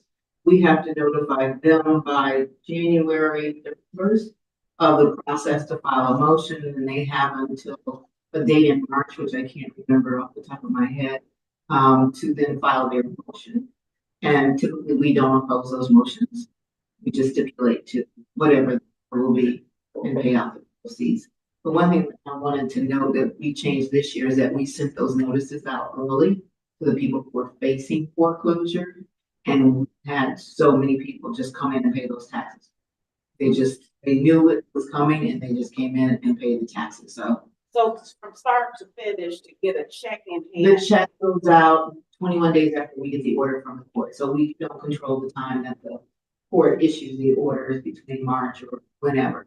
So we're at right now for those claims that were entered last July, we are paying out, I think we had 2 more payouts to complete for those persons who filed the claim. So it's now 8 months. a little more than a year. Yeah. Thank you. Hey, I did have one additional question. You mentioned that a number of cities, municipalities, I assume, townships also, are on, that have a list. Do you have a list of those that waive the taxes for very low income residents? So all municipalities are required to have an exemption for income. And it's supposed to be posted on their websites. We found some that don't have it posted. I just noticed one community that said, we'll exempt whoever is required by law to exempt. So we'll be talking with them about posting their income requirements. The income requirements have to include people who are qualified under the federal income poverty level. And typically, most communities have a higher income threshold. So, like the city of Detroit will go up to, I think, 1.75%, and they'll give a partial exemption. Even if you're partially exempt, you qualify for the HOPE, Homes Paid program, if you're partially exempt. I've seen income requirements as high as $30,000 for one individual, and then it increases with the number of members in the household. But you don't have a list of any, you say it's a requirement of everyone. And so I just started probably about 3 weeks ago to get their, exemption policies so that we can track and make sure. And that's when I noticed that, you know, some people are fudging a little bit. So, yeah. Well, You know, one resident, of my district, current district, he should be getting a disability when it should never change, he shouldn't have to apply every year, but I was helping him get that form in to get his taxes reduced and not eliminated. But he was getting SSI, and that's the only income he had down, so. That's what we said, we wanted to work on legislation for those people we know who are getting SSI, they're permanently disabled. Right. Their income level will not likely change. No. And I think there's been some changes for veterans, disabled veterans, where they don't have to apply every year now. So we're working on it, Good. by inch, we'll get there. Good work, thank you. Well, to that point, Commissioner Anderson's comment, the veterans, I believe every city right now that I'm aware of, they require you to apply every year. It's not automatic. Like I know the city of Dearborn, for the poverty, they need to file it every year. And for disabled veterans, they need to file it every year. It's legislation, I think, and it works right now. It's really changed. Well, first of all, I want to thank you for, like I mentioned earlier, all the work that the department does with Chief Deputy. Just the accessibility of your office responding to important questions and concerns from our residents. And before I ask for any closing remarks, just want to congratulate you on being elected president of Michigan Association of Treasurers. Yeah, you didn't. And at this time, do you have any closing remarks? I just want to say that I enjoy working with our staff. Because our staff is dedicated. We have dedicated people, qualified people, dedicated people. And I appreciate being able to hire good people and pay them. And this is something that we always try to do is pay our employees what they're worth. And we're fighting for cashiers, we're fighting for our people answer the phones, we're fighting for all of them to get more accountants. And so I'm just pleased to have such a great staff, great people to work with. And also we have tremendous partners among municipalities, mayors, treasurers, and the nonprofits that we deal with to assist us and getting the word out. So I'm just blessed to be in a position to help people, because it really makes your day when somebody comes up and says, you helped save my home. And I'm all caught up on my taxes, and you gave me an opportunity to pay, and I'm here, I'm not moving. So I just want to say that I'm just blessed to be able to do that. Thank you. Thank you. I just want to thank your staff for their patience with us, because we go through these periods where we're swamped, and it takes us a while to get our answers together and respond, and your staff is very, very patient with us. So I appreciate that. Thank you, Tanner. Thank you, Stacy, and everybody else. Okay, I'm sure they appreciate that. Thank you. Good, thank you. Thanks a lot. At this time, we will recess to the call of the chair. We have lunch. Lunch is being across the hall. It is being sponsored by our Commissioner Baker McCormick, who's district. So we'll recess for about 30 minutes.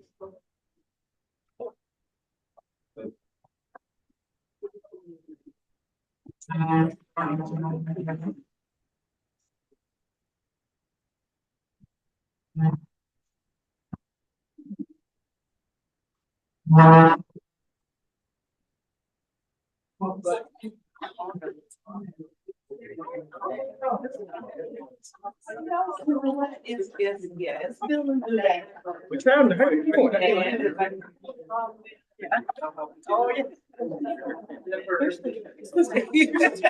Stumble out right at the bottom, right? Yeah, something like. You ever seen like people have like long chain, you could attach a chain to a back, like a beaded trilling? Oh, you know, no, I was thinking of a zipper down there. Oh, yeah. Oh, never know. Yeah, right. Exactly. Right. Like, how are you? Yeah.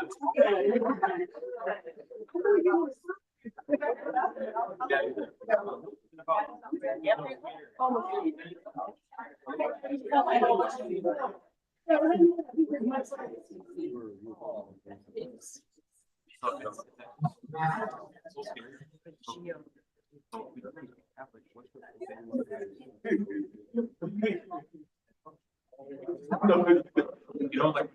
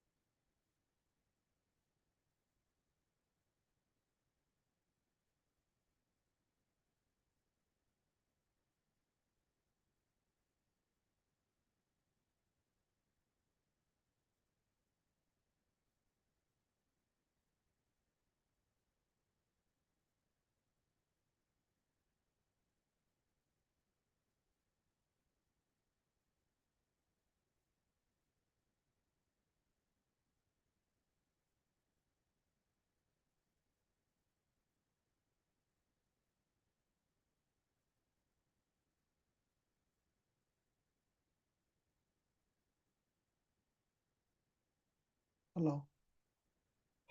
Hello, Yes, I'm speaking to Biju. speaking.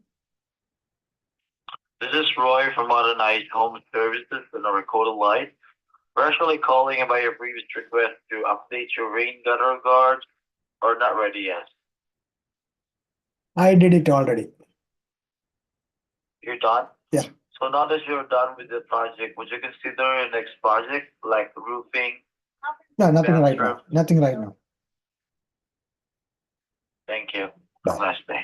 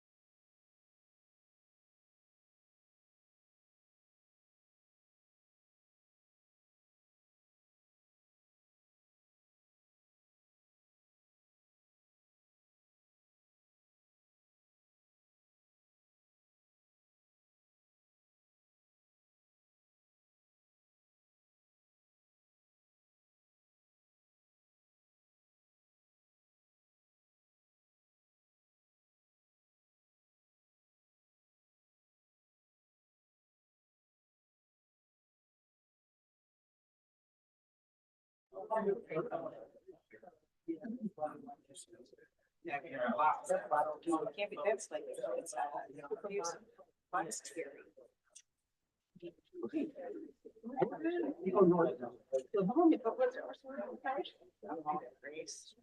She just sent it.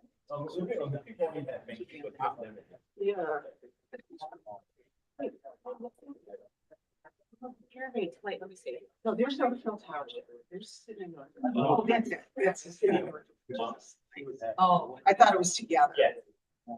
Township. Oh, that's. Okay, you don't.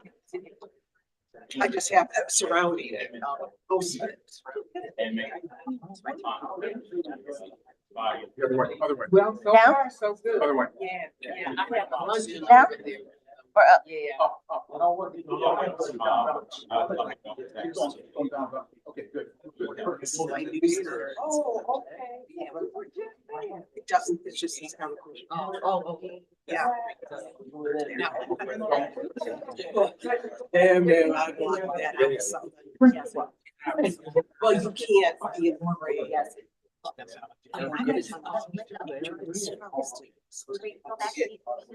Shoot me if you don't mind.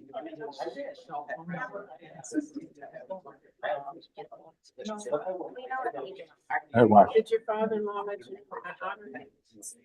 Good. He walked into the office. And I was like, that is not gonna work. I was literally just texting her when you walked out. So. I know we talked to She was like, thank you so much. I was just about to alert you. Just sit there right there. I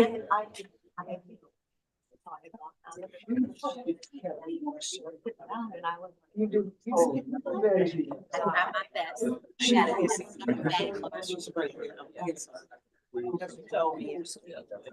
I was like, Yeah.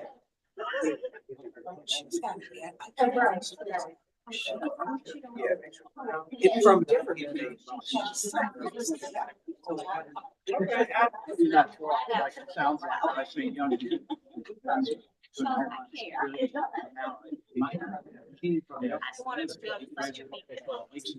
that'd have been about it too.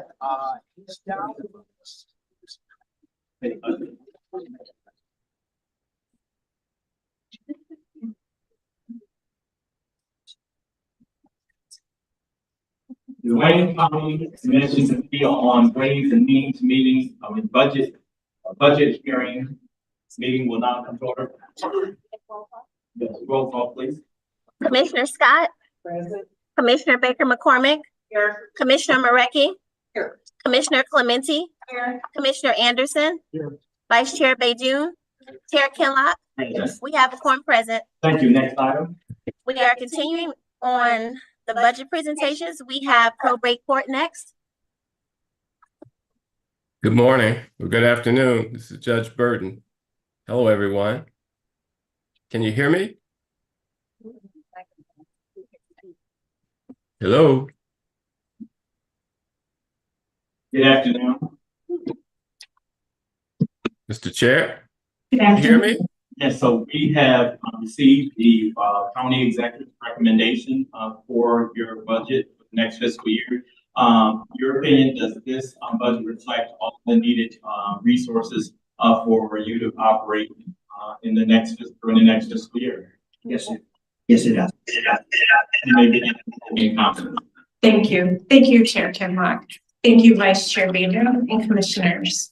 We greatly appreciate the opportunity to come before you on behalf of the Wayne County Probate Court. My name is Jennifer Parmalee. I am the Chief Deputy Probate Registrar. I had with me King Wong, who is the budget manager at the court. Thank you for the opportunity. I believe Judge Burton was going to try and appear via Zoom. He is under the weather. Thank you. Thank you. The Chief Judge, if he would like to make some remarks, if he's under the weather, we absolutely understand. He keeps us informed throughout the year.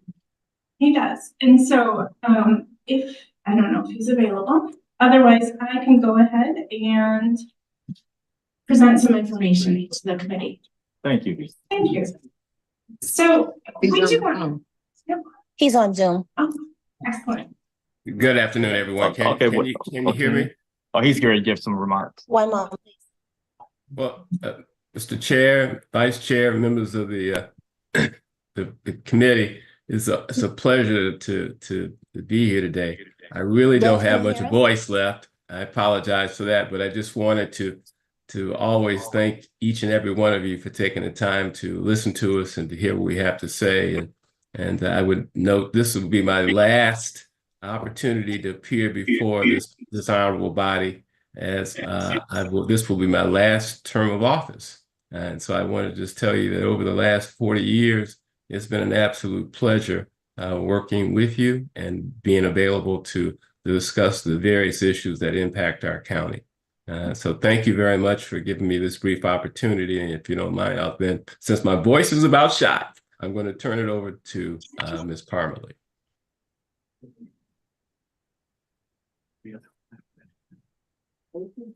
Thank you, Chief Judge Burton, and that's a surprise for some of us hearing that you will be retiring, and we definitely appreciate your service on the bench as well as being a former member of the commission. That's when I met you back when I was in high school, and so you know, we will I guess we'll get more information in regards to that. You may begin. Thank you, Chief. So I do want to provide some updates with respect to the Behavioral Health Unit, which has been an excellent pilot program that Wayne County Probate Court has been championing, especially with the help and assistance led by Chief Judge Burton. So the Behavioral Health Unit continues to fully implement the assisted outpatient treatment programs. For those of you who are not familiar, the purpose behind that is to reduce the number of persons who are incarcerated who are experiencing mental health issues, along with reducing those unnecessary hospitalizations for those individuals. We've really focused a lot of attention on what we call our familiar faces, repeat customers who come to the court time and time again, experiencing mental health crisis, being able to reduce those by focusing on assisted outpatient treatment. With this program, we've had the continued collaboration with our community partners.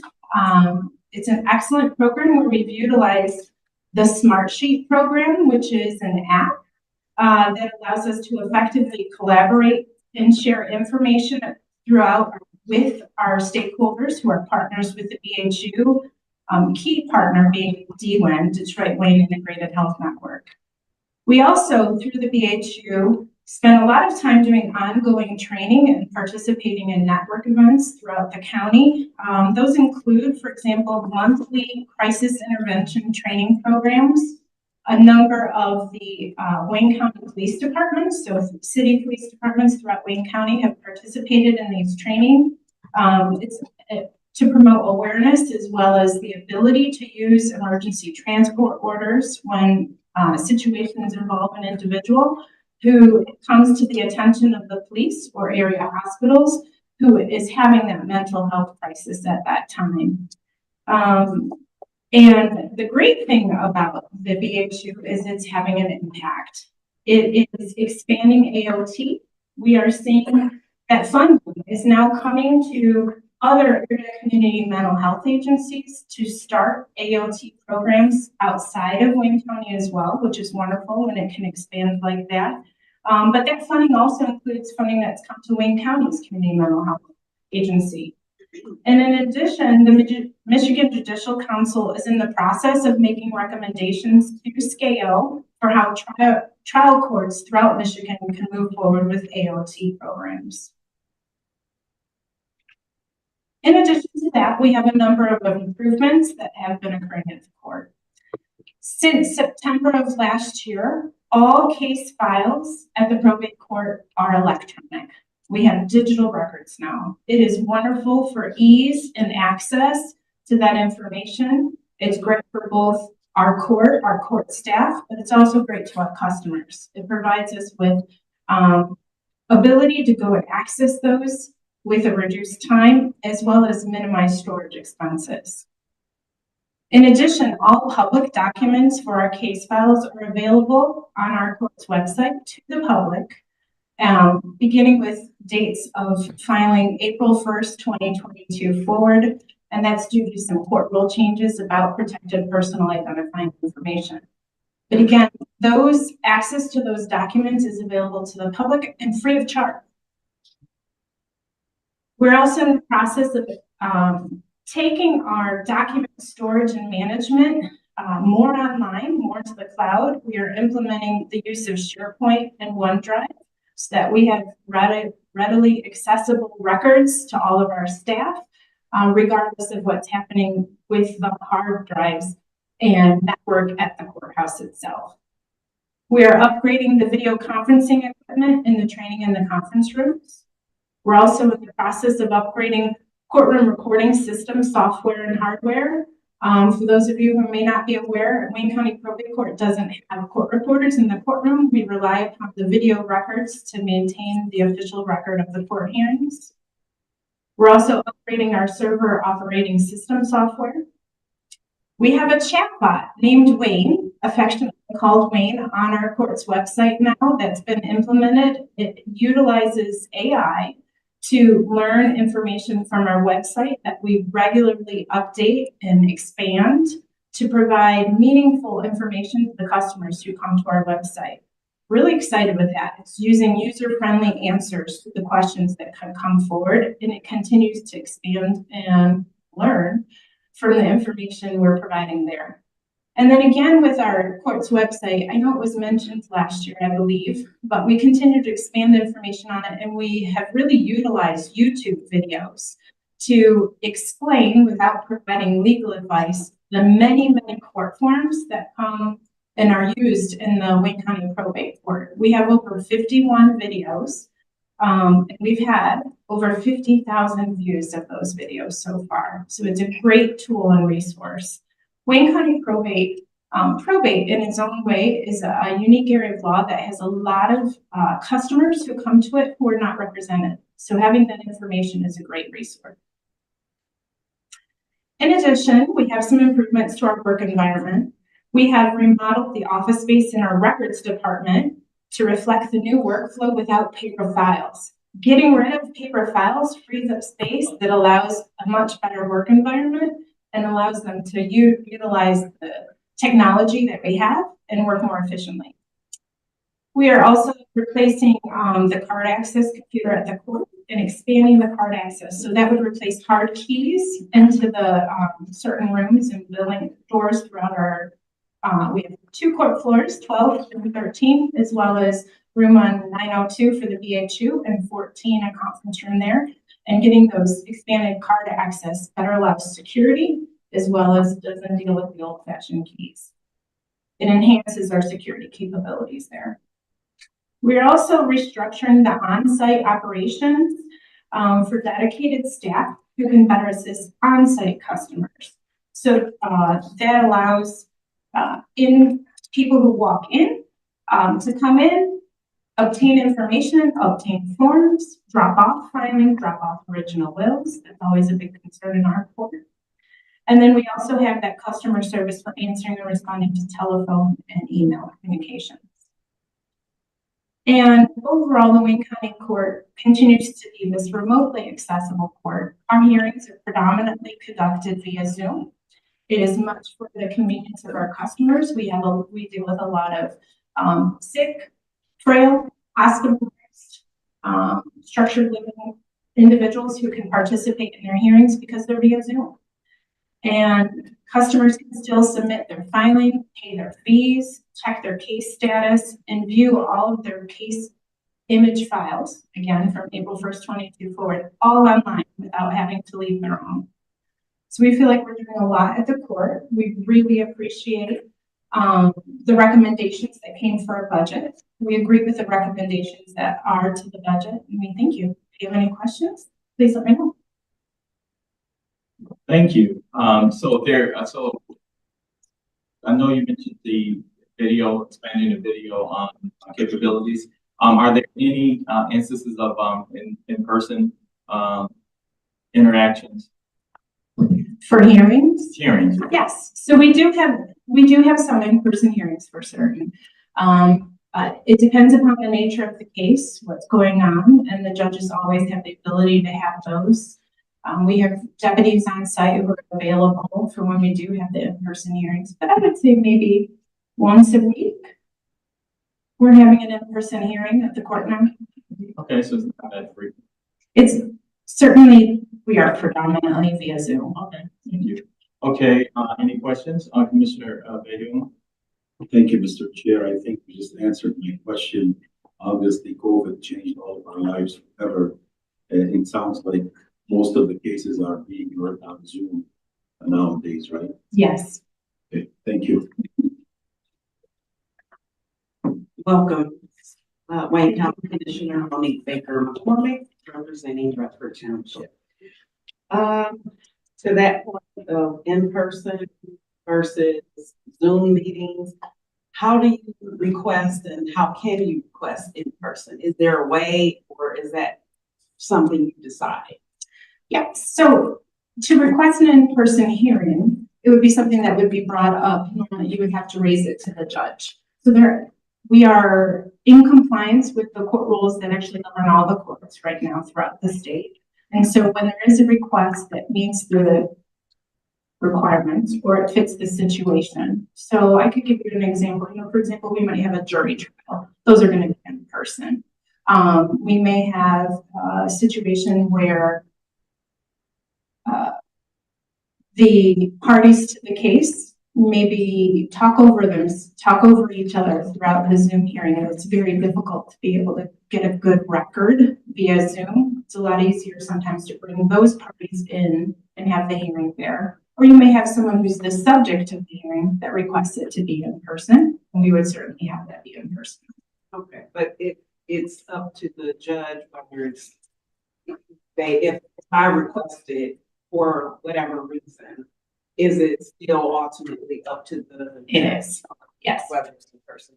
And as far as walk-ins, talk to someone about whatever, you know, that's going on. Is there ability to walk in and have a physical person that you talk to? Yes, so we have customer service representatives on site each day, so Monday through Friday, as well as cashiers, because payments may come in that way as well.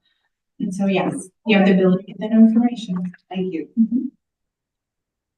Thank you, Terry Marecki, District 9. Back to the Zoom in person.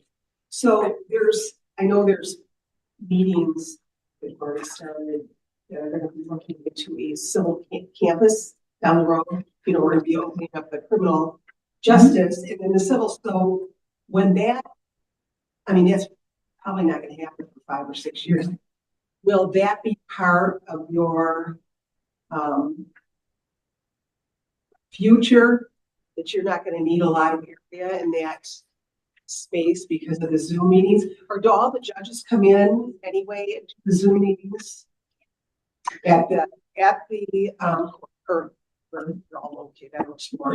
Yep, so to answer a few of those questions, one, I'm going to go backwards. So our judges have the ability to come on site to conduct their hearings, or they can also do them remotely. So that's the great thing about the software we have in place, the technology. Some choose to come on site, some choose to come on site for certain type of cases just to conduct their Zoom hearings. So even though the parties are still remote, their staff might be on site or might be remote as well. So the great thing is we have the ability to be flexible to allow those hearings to continue to occur. So it is up to the judge whether they would be on site for those hearings or not themselves personally, separate from the actual parties to the case. As to the future courthouse, I know that those meetings are just beginning. Ms. Maycock, April Maycock, our registrar, is unable to be here today as well. But I know she's a member of that committee. I don't have very much information about it other than it's in the early stages. I think it would depend upon, so our space resources, we always want to have the ability that if we needed to all be on site, I think it would be wise that we would make sure we have the capability to hold hearings and have staff. But space requirements. We'll have to see what the new concepts. I do know it's very preliminary from my information. Very funny. You just wouldn't want, so you have a lot of empty space. Correct. In the complex, if everybody's gonna stay home and do these hearings, but I think that's Yeah. something that I'm sure we'll probably be aware of as this goes on. Yeah, and I think the future of court spaces is changing, right? So all court spaces have the ability to be flexible. Well, hopefully the And criminal complexes right out, Right. they're all changing, but it'll be interesting. Again, this is into the future.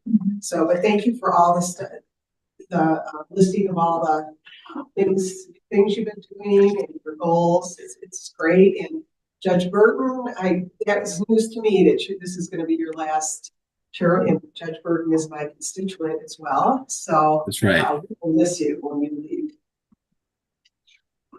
Thank you, Commissioner. We'll miss you too, all of you.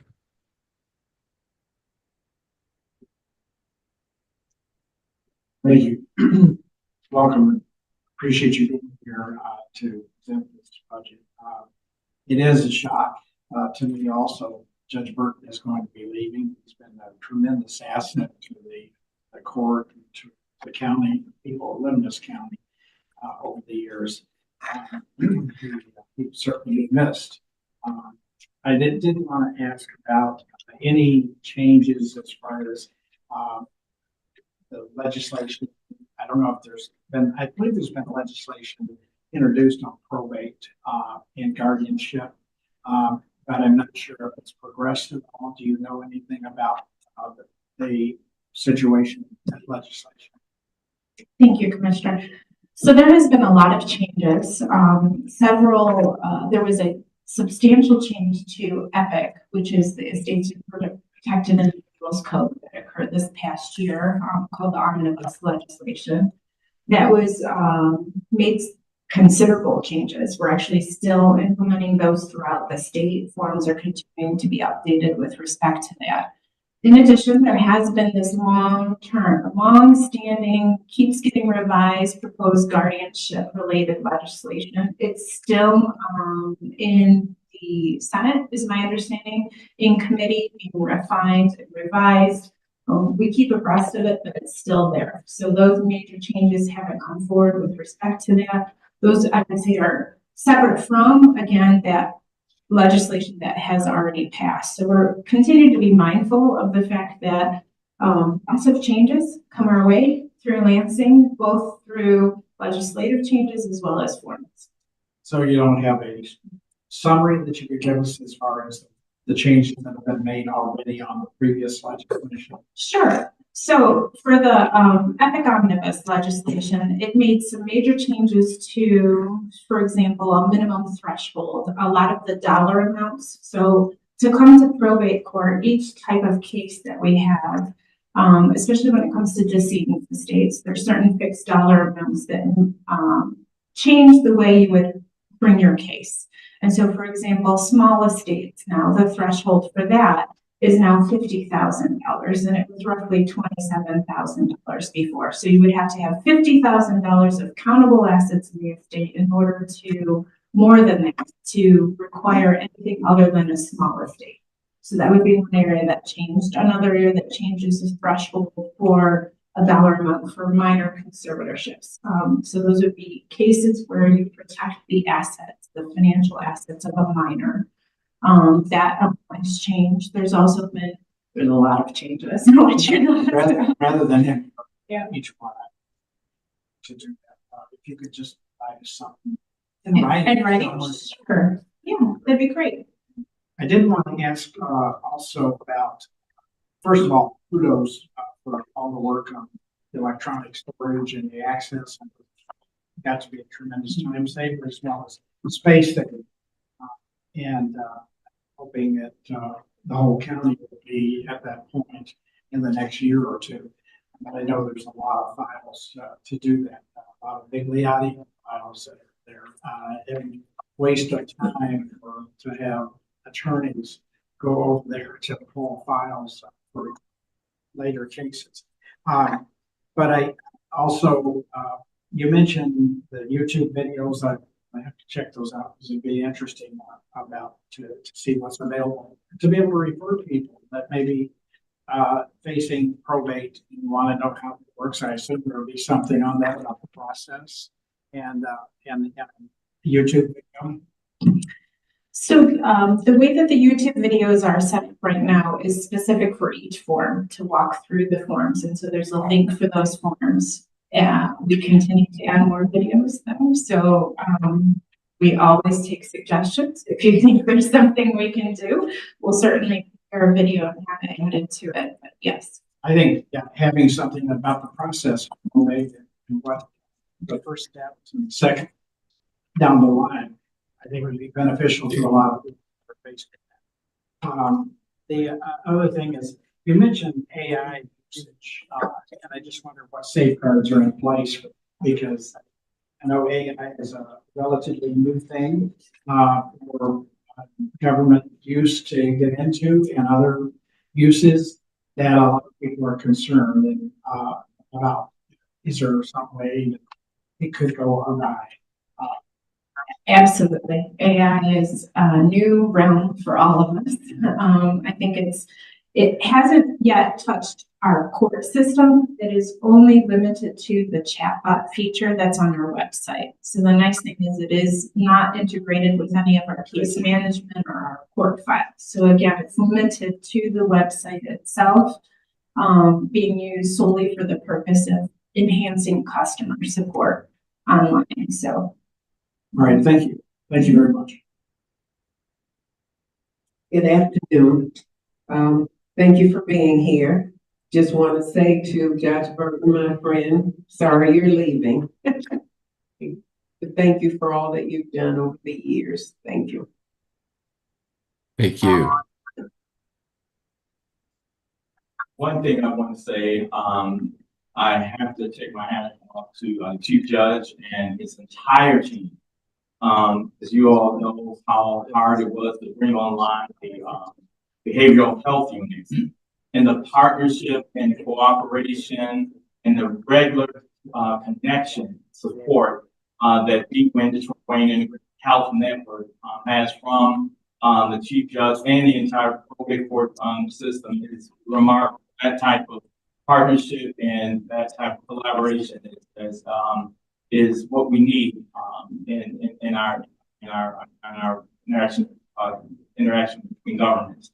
And so I just want to take my hat off to all the work that you're doing and listen at how detailed all the programs that you're doing and how you're thinking you're forward thinking. So commend you all and I'm looking forward to the new year. Yeah.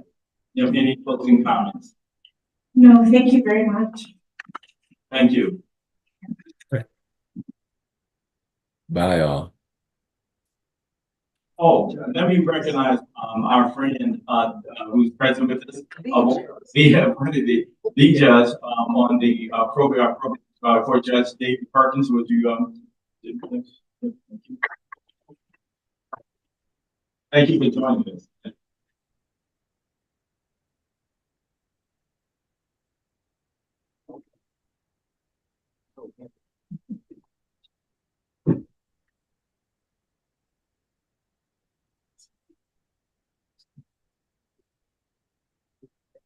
Next item. Up next, we have Homeland Security and Emergency Management.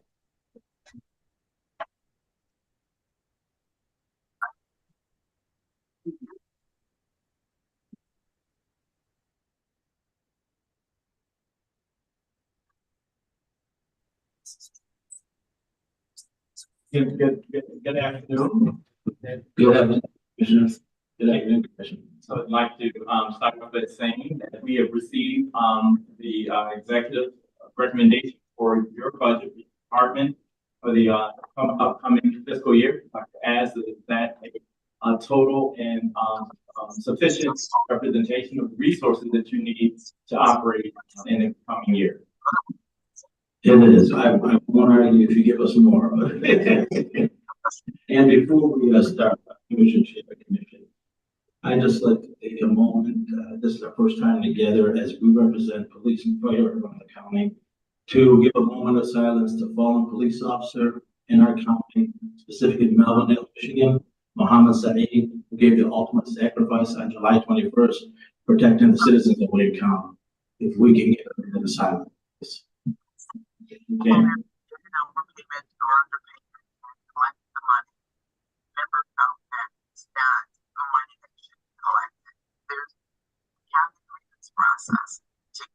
God rest his soul. Thank you, Commissioner. Thank you, Commissioner. Okay, so, we have received, like I mentioned, the proposed budget of the 2024. I'd like to ask you whether or not there are any highlights that you would like to bring to our attention, any sort of, improvements or any, sort of initiatives that you think that warrant, being highlighted in your presentation this morning. Thank you, Commissioner Sheriff Killock. I just wanted to introduce with us today our Deputy Director, John Serta, our Chief Finance, Ahmed Nasser, and our Lead Solutionary Planner, Ryan Herman, who's had many years as a finance manager. He's come from fire chief speed, and I told him, don't worry about whom to dress up, just get here and guide. But he's all the knowledge to our solutionary planning. Before finance person speaking on budget, one big item that we're looking to achieve is an emergency operations center to support the entire county for any emergency or disaster, and an incident command where we can run an emergency at any area in the county for every community. So those are major projects that we're aiming for. Thank you. Okay, as it relates to the budget, we would like to get into the overall, Yes, we're going to go to our finance manager, and any support needed will come right from the longtime finance manager, Brian Such. Okay, so what I'll do is I'll now ask commissioners if you have any questions. They've submitted the responses to our staff and the questions that were there that were presented to them. So I'm gonna start on this side. Correct. Thank you, Mr. Chair. Good afternoon. Thank you, Director Jaffer and staff, for being here. And I just want to thank you for all that you do in our emergencies that we have in our cities. You have been there, took care of our people. So thanks again. Thank you so much. Thank you and this whole body who's always supporting us. As you know, we all always want to be there for our citizens, and you've all been great supporters and always there for us. And especially when it came to those incidents in Highland Park and those areas you covered, you would always in the front of the team and supporting us. Thank you, Commissioner Scott. Thank you all. Thank you. Again, welcome, and I appreciate you being here for us and what you do every day. I did want to ask you, touched on something about this future project that you're working on. Could you explain that a little more? Because I heard from different locations. Are you talking about physical buildings in different locations, or are you talking about another mobile unit or something? Yes, we have a mobile unit that we make workable with all the technologies and the needs we have. Incident command post would be very helpful. We've brought this to the attention of our executive office and talked about the need for it. And as time goes, I'm sure it's coming to our commission. The body looks at it and blesses whatever it may be, or but deny. But that's something that's used for many things. Let me explain what an incident command post does. We have the capabilities to communicate, have a communication center with the community we're in, on their police station, police channels. We can also monitor the state police and the sheriff's department while monitoring what's going on at the event like the NFL draft. In a command post, there's many capabilities, report writing room, a unified command room. Say there's a decision to be made in a location. We bring the experts into that room, discuss what the emergency at hand and what is the best action to take to preserve and save lives and property. It's used for those reasons, as well as we've had days of 23 below weather in Michigan. I remember one year, we were over the Rouge River on 75 where it was totally ice, 100 accident. We took the instant command post to make sure that people driving through the county and within the county that were on that roadway were able to keep warm. We brought hot chocolate there and some foods, because that accident took hours to overcome. Without that command post, we're not able to do what we do. We'd like it a little more in size. There's some capabilities we're looking at, the electronics in it, as far as the internet and so forth. The fax machines that are in there now, we make the best of it, but it's older technology. So we are looking to bring the best performance forward with the latest technology to serve our communities. And this is why this is one of the priorities. Emergency Operations Center is a room that coordinates and manages an emergency from a location off-site, which right now we have at the Health Administration Building where our offices are located. And we would like an Emergency Operations Center that is most conducive in size and capabilities to make sure that we have the latest technologies and so forth that can be implemented within that Emergency Operations Center. It's a want, and I say a want because we do have one now, but it's not as we would like as far as the latest technology to make things work better in space, technological advances within the EOC, and so forth. And that would be to help overcome any emergency or disaster anywhere in Wayne County. This is not just for our office. This is for the communities of Wayne County, all 43 communities. Are we talking? Yes. Okay. Yeah. And is it? You're not. Oh, you want? Yeah, all right. I'll just ask it straight out. What I had a question about is the location, centrally located in Wayne County. Is that what you're talking about? And is it going to be similar to what the state police has in Lansing?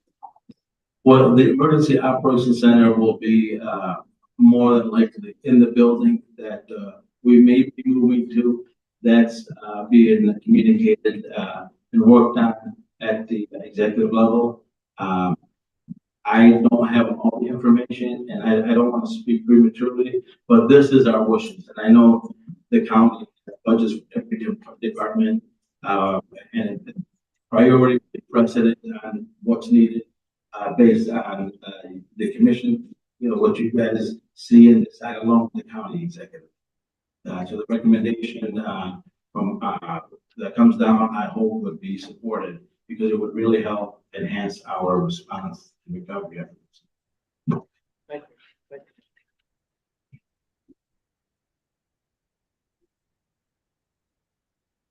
Batteries.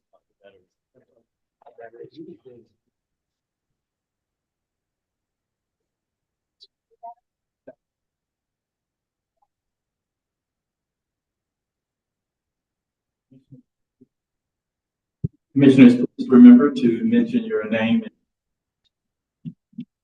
Thank you, Mr. Chair. Sam Baydun, Commissioner for the City of Dearborn. Director Jaker, thank you for being here, you and your wonderful staff. And I want to thank you publicly for everything you do in your department to keep the residents of Wayne County safe. You're doing an amazing job. Just a quick question. Recently, this issue of toxic waste being transported from Niagara Falls to the landfill in Van Buren Township. We hope that this is not going to materialize, and we're going to do everything to make sure it doesn't. But if it does, I'm just wondering, is this within your responsibilities, within your scope of responsibilities in terms of escorting these big trucks that might be traveling I-94 and heading to their site. Is this something you guys get involved in? That's a great question.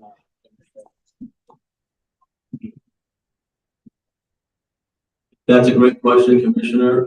Just so you know, at about just before 7 a.m., I had a family member call me, hey, what's going on with this ordeal of this waste? First thing I do in the morning when I get up, watching the news, reading, just to be up on things.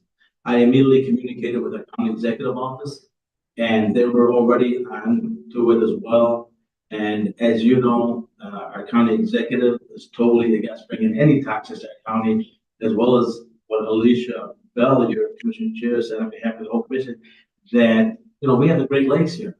So of course, that's a concern for everyone. There's a Belleville Lake in that area, but there is a meeting coming up, and I guess that's gonna have some discussion relative to that. Our interest in that is we support fire, our hazmat teams, and we put in many notices and I don't want to say outcries, but demands that any toxic waste coming through our county, Wayne County, Michigan, as protectors of the county under the executive commission, we are mandating that we get information of what chemicals are on there, so we may be proactive.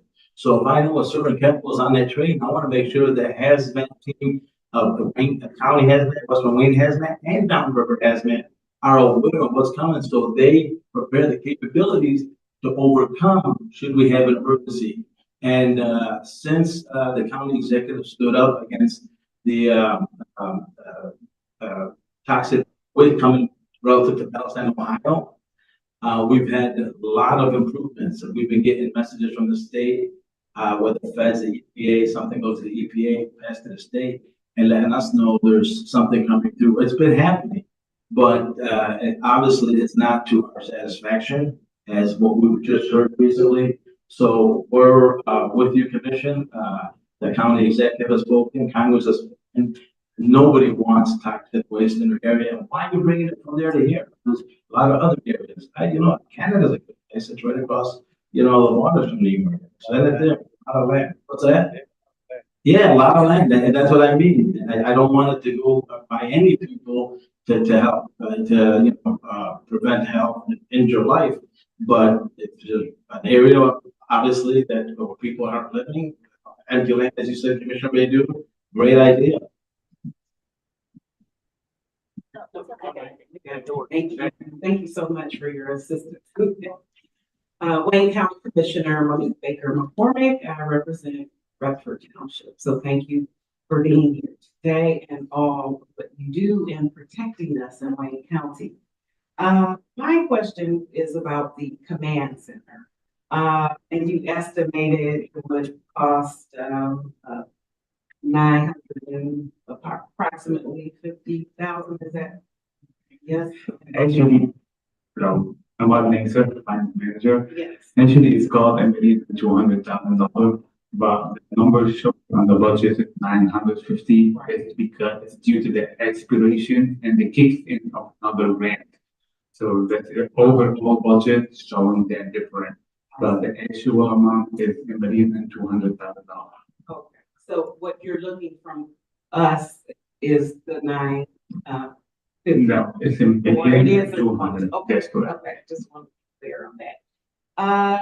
And where did the amount come from? How did you gauge this price? Is it a location you already have in mind to build out that location?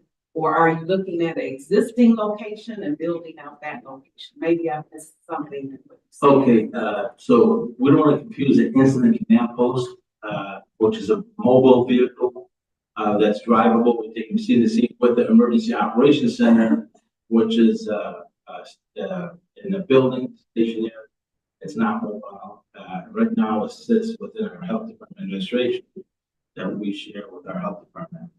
That's an EOC. The incident command is a moving vehicle. That's what we're talking about, the 1.2 million. Our finance managers just spoke up. Your question to that is? So I was really referring to the emergency operations Okay. building. Yes. So maybe I got two confused, but I was wondering about the emergency operations building. Do we have a location in mind? And if so, I thought it was the 950, but it's not. What is the anticipated cost? Yeah, that emergency operations center is being handled through the executive office, finance department. It is, yes, facilities. We're saving money by looking. Director Abdul Say is here today. He's very involved in that as well. It most likely will be the same building. I know city Livonia, so it might be maybe the location. Then again, it hasn't been a sure thing passed down to us.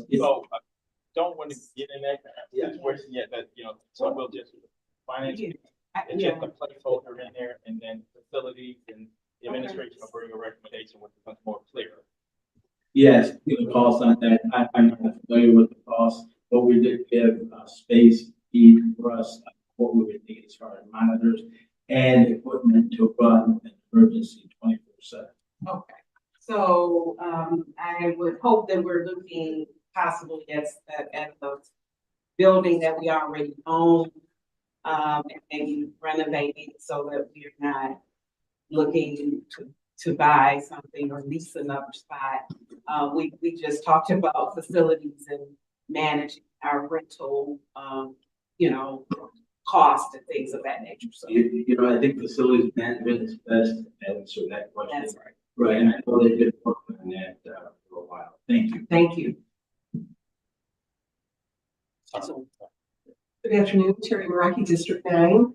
Thank you for being here and just clarifying the Independent Command Center emergency. Thank you for that, because I was a little confused.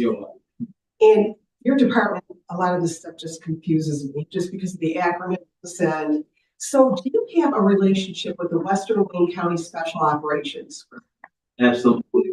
We just funded some equipment for them from the last meeting, as we did 10 communities that requested.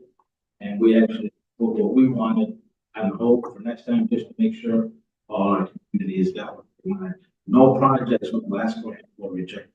We were able to assist all, and we try to prioritize, and we did. And believe it or not, all projects were requested to the LPT, the local planning team, which represents all the communities in Wayne County, meet, and we vote on projects, and that's how we go about that. And I do give recommendations, and I'm happy to say that all the projects were funded. Excuse me. No. So primarily you give them funding. Correct, through I mean, USC, if through our urban area security initiative grants. Correct, and there's mandates to the federal government, how grants are being used. Some are, it's all related to the terrorism nexus for safety, and they have to be aligned within the grant guidelines. Okay, so you don't necessarily, if they need a new area to kind of put their trucks in and all that, you don't have anything to do with that. It's more just a funding thing. Well, just so you know, under the direction of our county executive, we go out of our way to support all police and fire and the commission. We do have areas within our facility where we store equipment, where some of their equipment is stored. The Western Wayne and downriver, and a lot of that equipment is purchased by USC under Wayne County Homeland Security Management, yearly, and the county executives. Okay, and I know you support everybody. I just don't understand the whole hierarchy and, like I said, all the acronyms and all that. So, okay, all right, that's helpful to me. Thank you. And what I'm willing to do, and we've done it before, we should take a trip with any commissioners who'd like to take a look at and go through that again.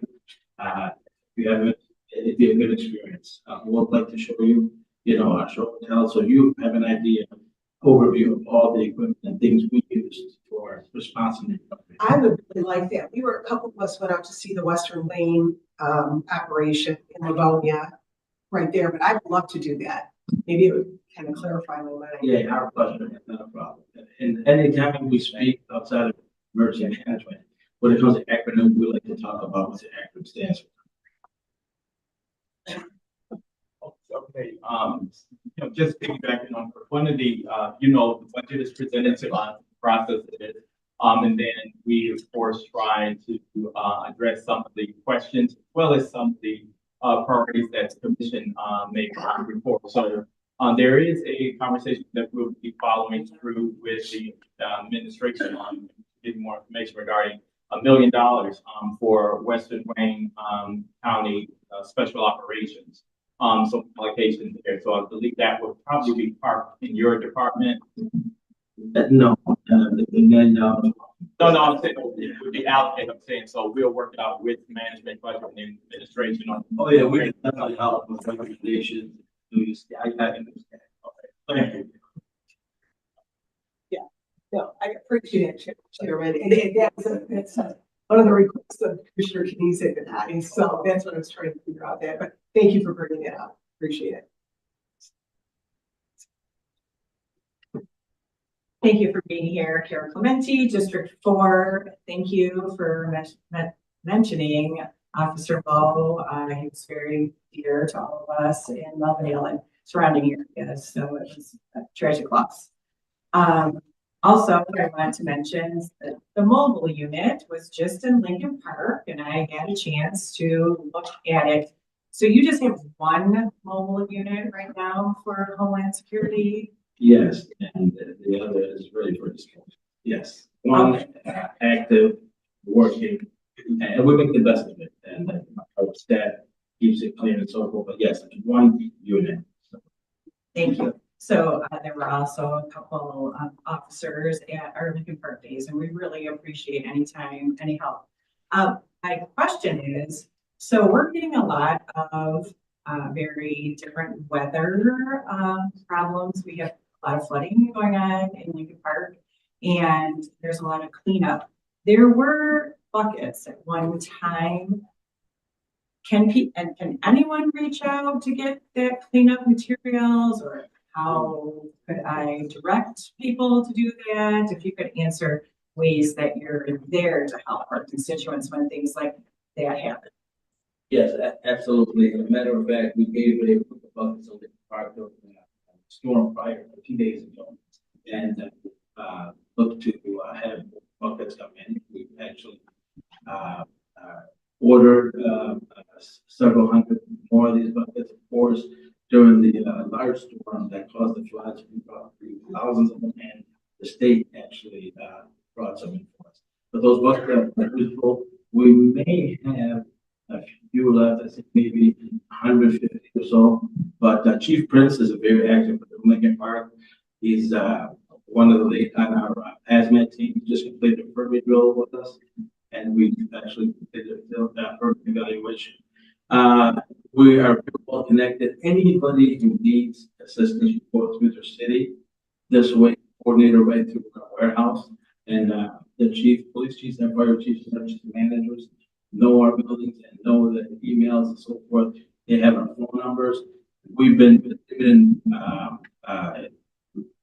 assistance and equipment and so forth ever since we've been there since 2006. Homeland Security Emergency Management started in Wayne County. That being said, always available. So anything you need equipment wise, you would call our number, and for those of you who may not have 734-728-3711. We have a order sheet that goes to our logistics, and they prepare it and call the department to pick them up. And that is at the HQ building in Southgate. Yes.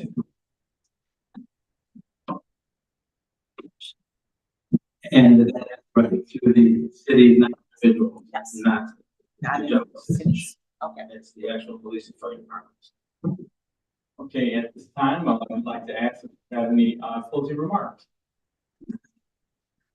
We just want to say we thank you for the work that you do, and I'm always happy to see the interest in Homeland Security and Emergency Management.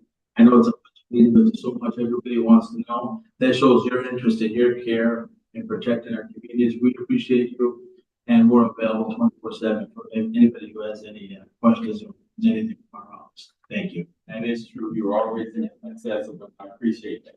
Appreciate you. Thank you. Thank you. Thank you.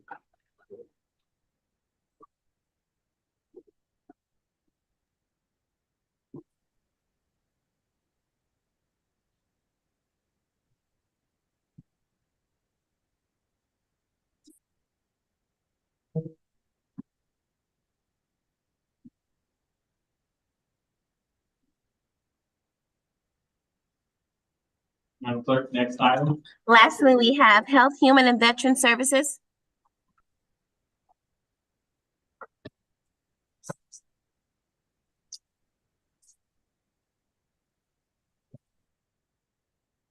Good afternoon.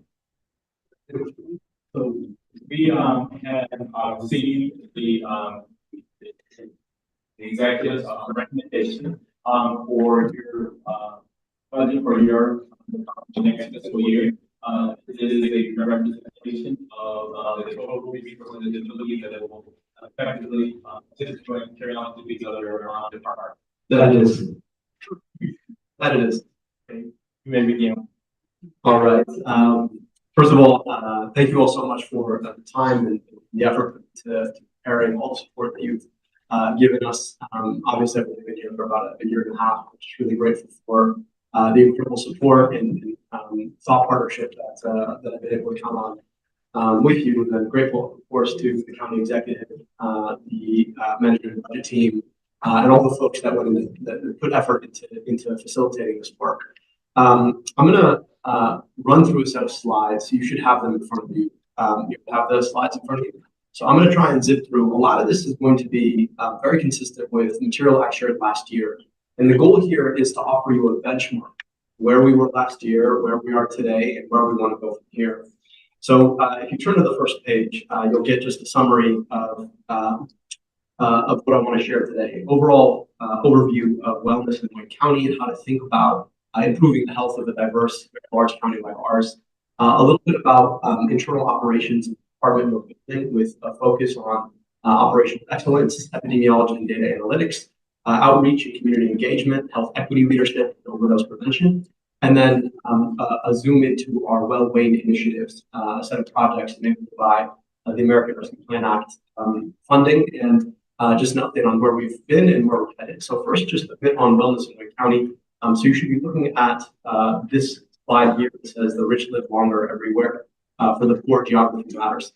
On the next page, you'll see a map. If you look at our little corner of the world, the edge of Michigan, you see it's red. And usually on a map, when it's about health data and it's red, it's bad. And in this case, what you're seeing is life expectancy among people who earn below $28,000, conditional on having hit 40 years. And what that basically says is that among low-income people in our part of the country, life expectancy among older adults is substantially lower than it is in other parts of the country. Turn the page, and you'll see two side-by-side graphs. On the x-axis of these graphs, you have income percentile, okay? And then on the y-axis, the vertical axis, you have life expectancy in years. And then the two graphs show you life expectancy in years in the blue among men and in the red among women. And the most striking aspect of these curves is two. Number one, that higher income predicts higher life expectancy everywhere. The second is that you see an unraveling of both curves as you go below the 50th percentile. And what that tells you, right, comparing Detroit versus New York, what that tells you is that there's something about our area that means that low-income people tend to live shorter lives compared to lower-income people in other parts of the country, in this case, New York. So you ask yourself about what that difference is. And zooming in, I want you to go to the first graph that shows you the red caliber.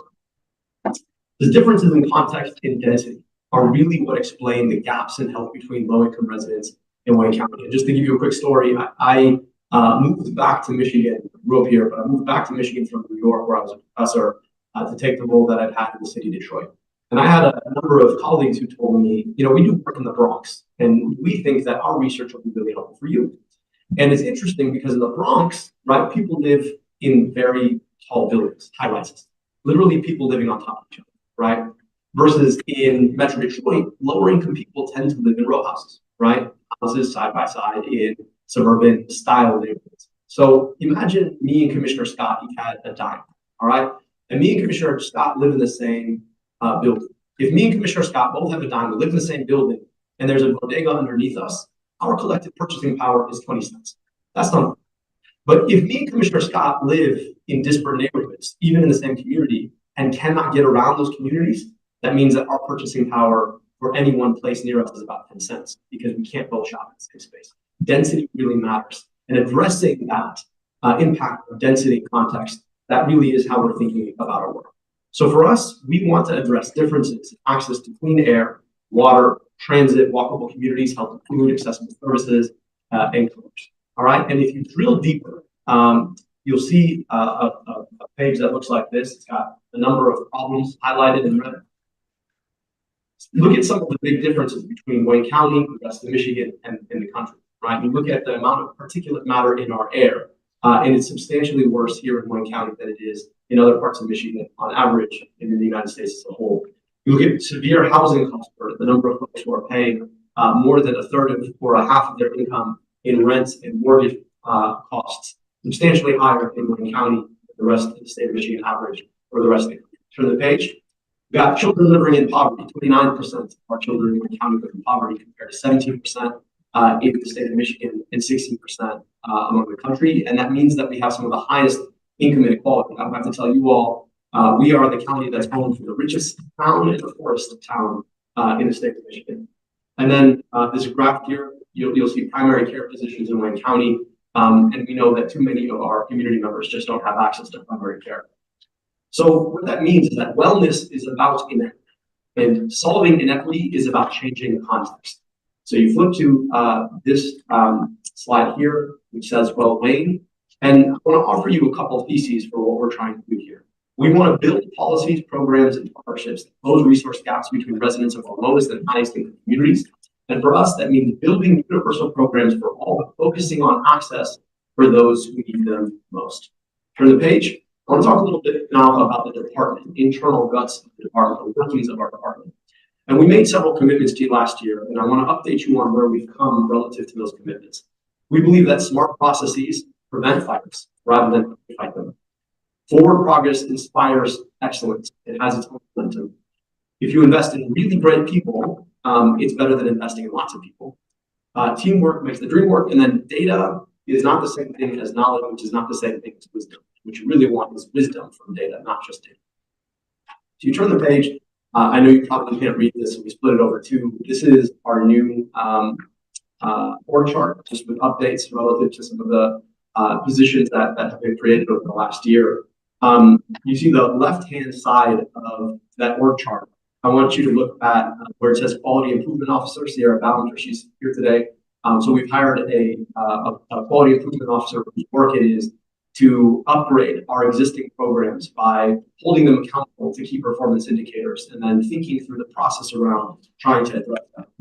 We've also hired a development manager so that we can build on the progress of the programs that we're building to be able to work with our philanthropic community to bring support and resources into the department. Of course, our legacy divisions, whether it's medical examiner's office, veteran services divisions, transition services, led under our deputy director, Helen Nemo. And we've made substantial investments and improvements there as well. And then as you move to the right on that first page, we brought in a deputy division director under Dr. Chesler Services Division. And then we've got our Access to Care division that oversees Health Choice. If you turn the page, you see the right-hand side of the org chart, and I want to draw your attention specifically to our policy analyst.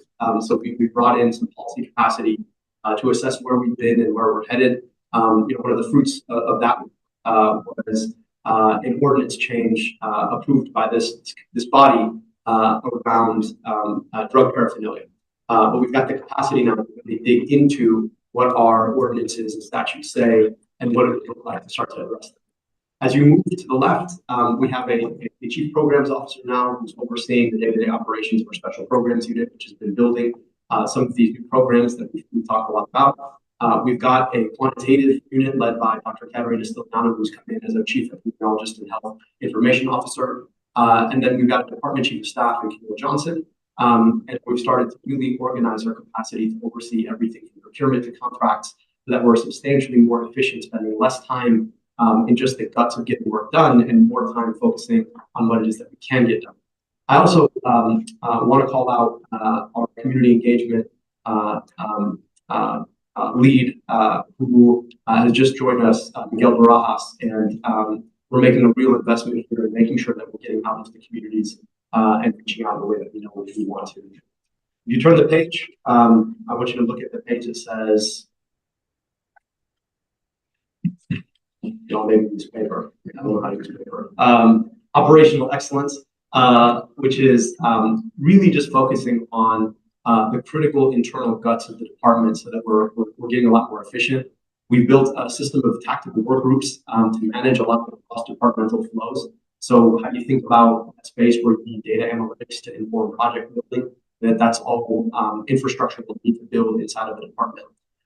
We do a lot more in terms of culture building in the department, department-wide touch points, whether it's all team meetings every quarter or consistent outreach to the whole department, all 521 FTE equivalents. And then I want you to go to this epidemiology and data analytics page. We've made a substantial investment, in part funded by State of Michigan grants, into our epidemiology and data analytics unit. And the reason that matters is because in the past, I told you that we've been flying blind. We don't really know as much as we need to know about the causes of ill health in our communities. And we're generating reams and reams of data, but we haven't been able to turn them into wisdom. So we have the unit on board now to be able to do that, to guide a lot of our work and effort, and has already substantially changed the way we manage everything from a complex contact tracing after a measles case to the sense we make out of data coming out of our air monitors. Turn the page. Outreach engagement. I want you to really actually just look at these pictures. This was last weekend. It was the first of many outreach programs that we're hoping to put on. This was a back to school fair at the Health Administration Building. Our aim is to do a program like this at least every other month. We hope to come to all of our communities, aside from the ones, of course, in the city of Detroit, where we don't have public health jurisdiction. But we do want to make sure that we're building hubs for the kind of community outreach and engagement so that our community knows the work that gets done. If you turn the page to health equity leadership, we are one of 4 social determinants of health pilot hubs. This program being led by our Deputy Director and Chief Health Equity Officer, Harold Eva. And our goal here is to really expand the use of community health workers across the county and to start convening a cross-sector collaborative to advance health equity in our county. Turn the page again. One of the most important pieces of our work has been overdose prevention, and that has been enabled by the opioid settlement funds estimated between 2023 and 2040 to yield about $73,000 to the county. But being able to figure out how to use these funds and to use them in accordance with the rules for each one of these settlements. I'm sorry, did I say 73,000? 73 million. A lot more than 73,000, my fault. And the reason that really thinking through this matters so much is because we rank #1 when it comes to substance use vulnerability in the state. And so we've brought on a new lead, Tara King, for our behavioral health unit. She works with Dr. Sheth, and we are working to bring forward programming that will continue to take this on. First, of course, being the Narcan vending machine project. And I'll tell you that the first 8 were placed today. So they look great. And if anybody wants to see one, you can come on over to the Health Administration Building, also being placed at the CJC and a couple of other county controlled spaces. And we look forward to continuing to work with each of you to get these placed in your communities. I'm going to jump here just for the sake of time to Well Wayne. I shared with you our thesis, and this remains true that the American Rescue Plan Act offers a one-time, non-transferable capital infusion into the means of closing life course wellness gaps in the county. And the next page, you'll see here a list of programs that you've seen before last year at this meeting. And I want to show you, highlighted in blue, these are the programs that have already kicked off, right, just in the last year alone. They include Just Air. So if you turn the page here, we've already gotten the first quarterly report from our air quality monitoring network. And we're busy really breaking that down, and we hope to be able to share what we found with you. The next one is the Narcan vending machines. You get a look at what they actually look like here. This is a picture taken from the unit where they were stored. These are the ones that were just deployed today. And so those are out there doing what they're meant to do, offering the kinds of access to naloxone, like giving naloxone that this program was meant to provide. Turn the page again. We've been working to wipe away the $700 million in outstanding medical debt from 300,000 residents. What you're seeing here is I've had the opportunity to testify about our work in the grand scheme of potential federal legislation to wipe away medical debt in front of the Senate Health Committee. But we still have more work to do. And what I'm highlighting here in red in the next page are all the programs that we intend to drive forward in the coming budget year. I'll tell you, just highlight a couple of them. The Vision Wayne program. So you'll see the page you should be looking at now has two small graphs on the bottom of it. And this is just data from a trial where they gave children in Baltimore glasses. And the impact that you see on their English and language arts skills and their mathematics skills. Turns out that when kids can see that more, they're better students. It should be quite obvious. The challenge, however, is that too few kids actually get to see the board. And that's what we're trying to address. And so what we will be doing in the coming year, and hopefully this will be coming for commission anytime in the next couple of cycles here, is a program that offers glasses free of charge to students. And we're starting out with pilots in some of our lower income school districts, but we do hope to continue to build on. We'll be working with, hopefully, should commission approve, an organization called Vision to Learn. They're bringing $1.5 million of their own philanthropic funding to the table. And so we would really look forward to being able to expand this. If you flip over to the next page, Learning Parents Partnership Program.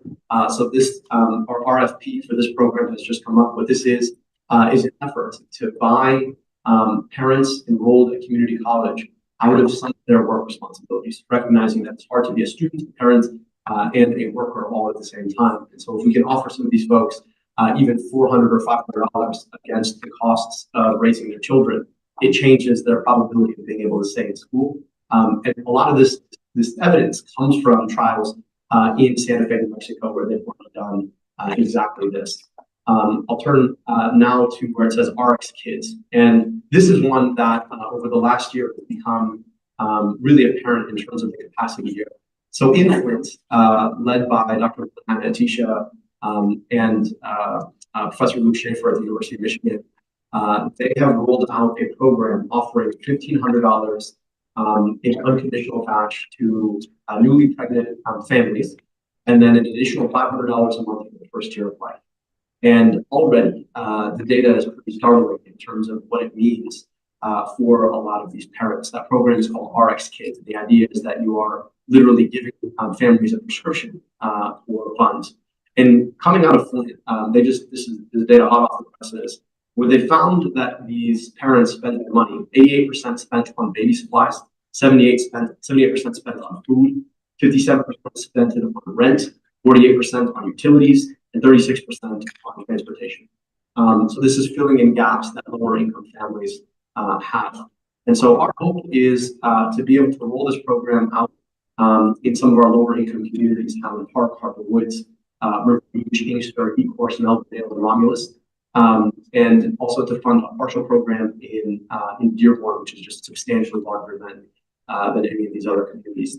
And what we would offer is $1,500 to pregnant parents and then $500 a month for 12 months. And that program would be over the 2 years, we're hoping to fund about $15 million of the ARPA funds that have been set aside for public health efforts. So with that, I'll leave you just with two budget sheets. The first budget sheet is for our well-wing projects. The second one is for our department as a whole. Once again, I deeply appreciate your partnership, your leadership. I'm grateful to get to work with each of you, grateful to the county executive and his leadership team, and look forward to your questions. Thank you. Last year, you came with a lot of ideas and a big request for resources, and just said to pretty much trust you in building out those programs. And I'm so glad that we did trust you to build the program, because you did bring some very meaningful programs over the past year, and I'm looking forward to the implementation and receiving the actual final recommendations associated with these new ideas. You are taking on an issue that has been problematic for so many local governments, and that is poverty. And you're facing it and dealing with it head on, where there's resources, where it's reasonable for us to be able to allocate those resources. I think you've been bringing these projects to us in a wise fashion. One thing that I want to talk about and highlight the fact is the analytics. I mean, we've been focusing on getting data in order to identify what programs to build out. And I just wanted to ask you, have you heard of a data device, NMS 100 medical device data? What this system is a system point of care, non-invasive patient assessment. I think that you may have heard of the NEX. Yeah, so it would be interesting to get your thoughts and have your office to actually review and possibly look at doing a pilot situation associated with that in that program. Yeah, well, I appreciate the advice here, and thank you. I am aware of the program. I think it offers really leading edge diagnostics that for an extremely well monitored health consumer can add value. I think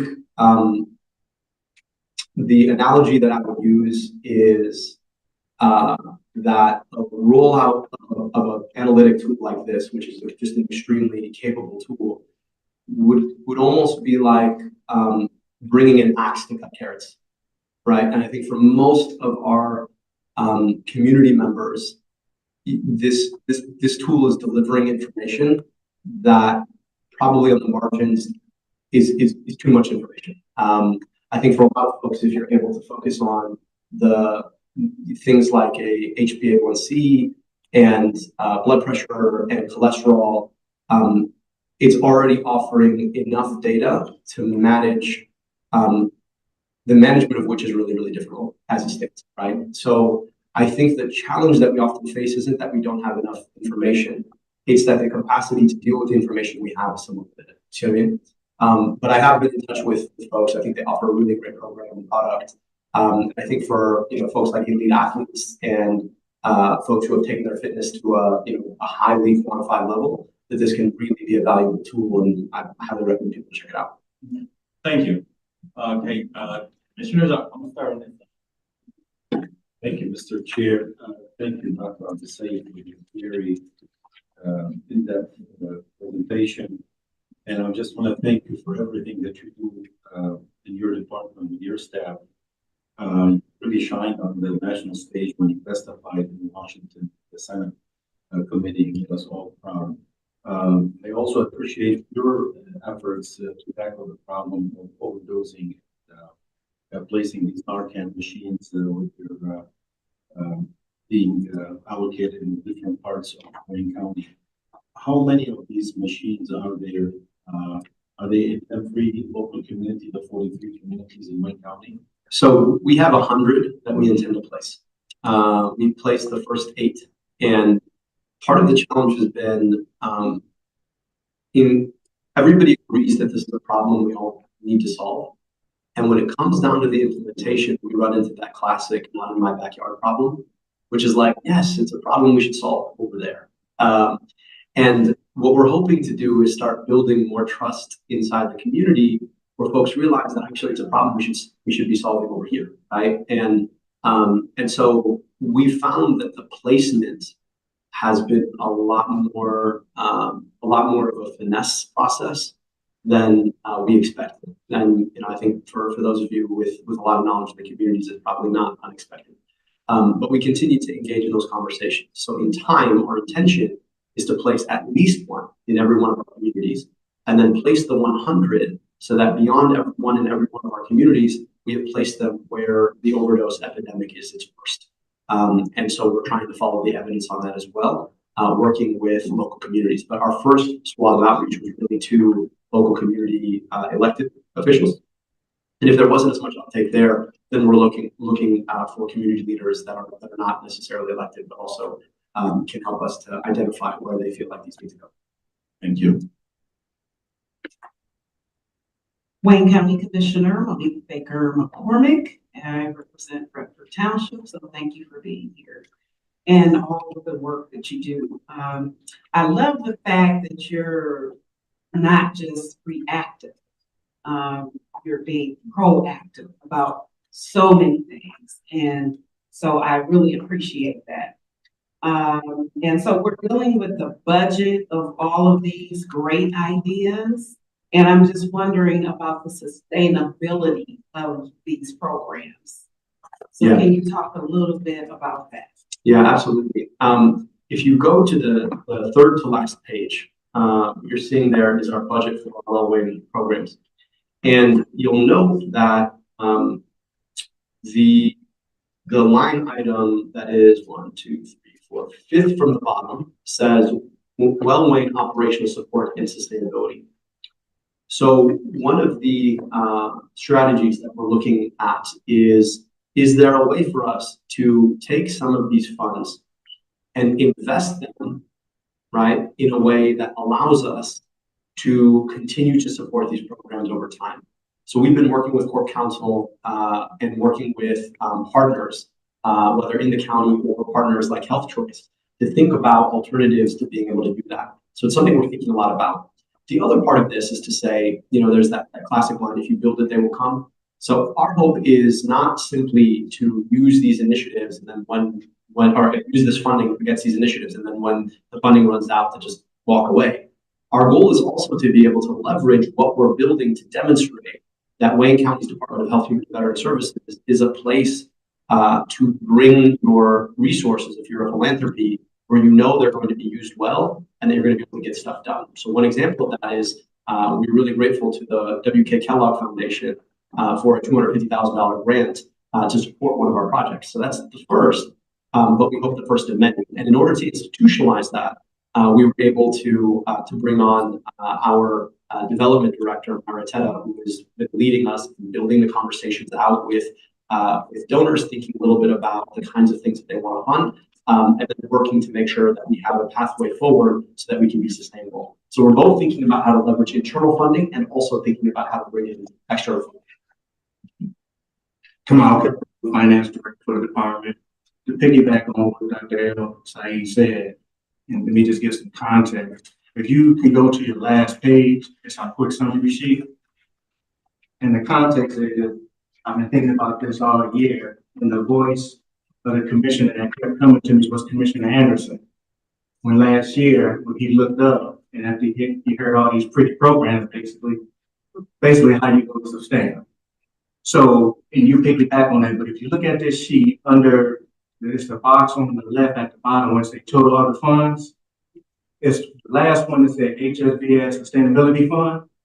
Keeping that in mind, what we want to do is we already created the fund and went to the commission. So you don't see the 250,000 out that we just received. So the 250,000 will go there. But everything Dr. El Saeed said, as we get these new funds, it will go there. Why? So we can be held accountable and you can actually see everything that Dr. El Saeed said. Those type of funds, his separate fundraising, goes into this fund, and we can begin to track it. But if it don't come in as we expected, we can sound alarm also. So I'm letting you all know that we put a structure in place so you all can see what we're doing. Okay, and so how are we,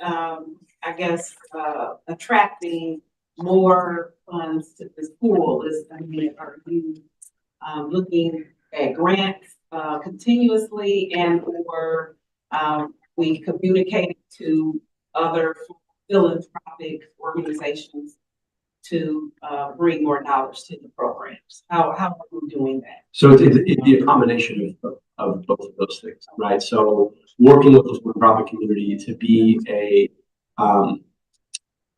great donee, right? A place where people want to invest because we're doing innovative, interesting things and we're operating them well. And we know that there's a lot of philanthropic funds out there for some of these kind of projects. And we want to be able to make ourselves the place where we want to give. That's part of it, right? But the other part of it also is saying, all right, so we have these funds. Is there a way for us to invest over time these funds so that the returns on that investment can help sustain these programs over time? Last question for actually is the state. So if you're looking, did you look at the community center here for one of the vending machines? That is an interesting, Or is there an area that? if we haven't, we shall. Thank you. And if you have a contact with somebody, then, we're gonna walk on outside, and we're gonna talk to them. I'm gonna put the thing on my back machine.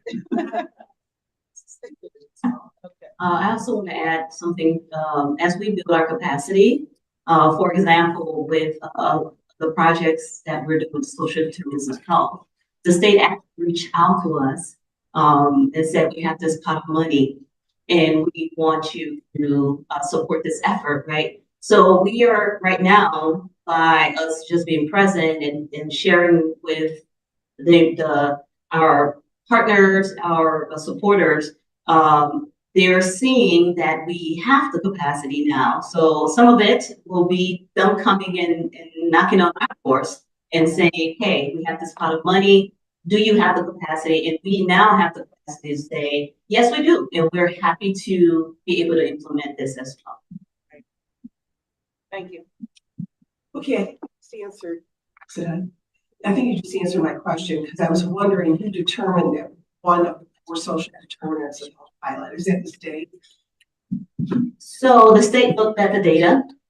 They wanted us to participate in this project about 2 years ago. However, we just did not have the capacity we needed to bring on the folks, our team members, so that we were able to effectively carry out the activities, right? So they did reach out to us this beginning of this year and said, are you ready? Are you ready to take this on? And we had our team members in place. We have had our financial structures in place. And so we took on that challenge, and it's been going well since then. So did they give you money for that? Yeah. The determination? Okay. So Yeah. I wasn't sure that. Okay, so thank you for all the information. The one thing, with this, a lot of information is great, but the one thing that was not talked about, but it's on the 25 budget, is the Wayne County Birthing Centers. So I heard about this when we first started, and I'm just wondering, since it's mentioned in this budget, something about it. I'm sure stuff's coming to us, but I'd like to hear some of the preliminary things. Yeah, so the first bit has been, we measure twice once, right? And so we want to know what and how we're building, what and how we're doing. And so toward that end, we've been working with the actually commission staff and our own team to put together a consulting contract with Leslie Welch and her team. They're the folks behind Birth Detroit and the Stanford Birth Center in the city. We've gone back and forth on a number of, frankly, bureaucratic challenges to get that done. We think we're at the 5-yard line. It's football season, so I hope we get punch at it. But that's the plan. Okay, so it's the plan, and maybe you don't want to discuss this right now, but is the plan like we're going to hook up with hospitals, with the birthing centers, or you want to make a Wayne County Birthing Center? Or? So the hope, the idea is to build 2 Wayne County birth centers. And these would be allied with local hospitals. For a lot of reasons, birth centers offer a more dignified birthing experience for folks who've often been left behind by the traditional healthcare system. And we can sort of think through some of the theory behind this, but giving birth is one of the only physiologic things that we do in a hospital, right? Most of the time when you go to a hospital because you've got sick, that's pathology. Physiology is just your body doing what it does, right? And having babies is bodies doing what they do. But it's one of the only things that we do in a hospital because it can be a dangerous thing. But it also means that a hospital is probably not the best place to give birth, and certainly not the best place if you're somebody who doesn't have great health insurance, or you're somebody who historically is discriminated against in spaces like this. So we'd like to build 2 of them. Now, getting all of the dynamics of that right, what the handoff is, what the expectations are, what the experience will be, that takes a lot of planning. And that's why we want to start with this planning and then be able to, as we have a plan, proceed accordingly with what that plan demonstrates. Okay, talking about sustainability, that would be a huge one with that, especially if it doesn't sound like insurance would be a big.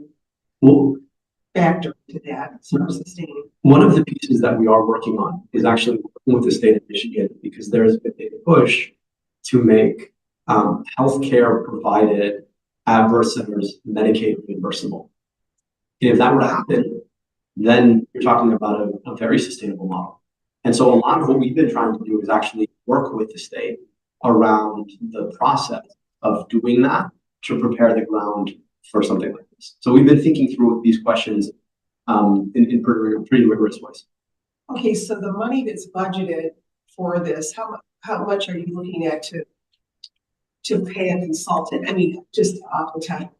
Yeah, it'd probably be right around $1 billion over a couple years. Great. I'll be looking forward to hearing more about this. Thank you.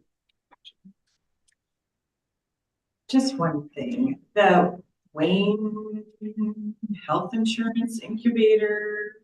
Yep. Is that for our small businesses? Yep. Yeah, okay. That's So- the entrepreneurs program we literally just launched a couple weeks ago. Okay, very good. I will be interested in hearing more about that, because that's one thing that I've heard from a lot of my small business about health insurance. I mean, health insurance, that's what we hear a lot.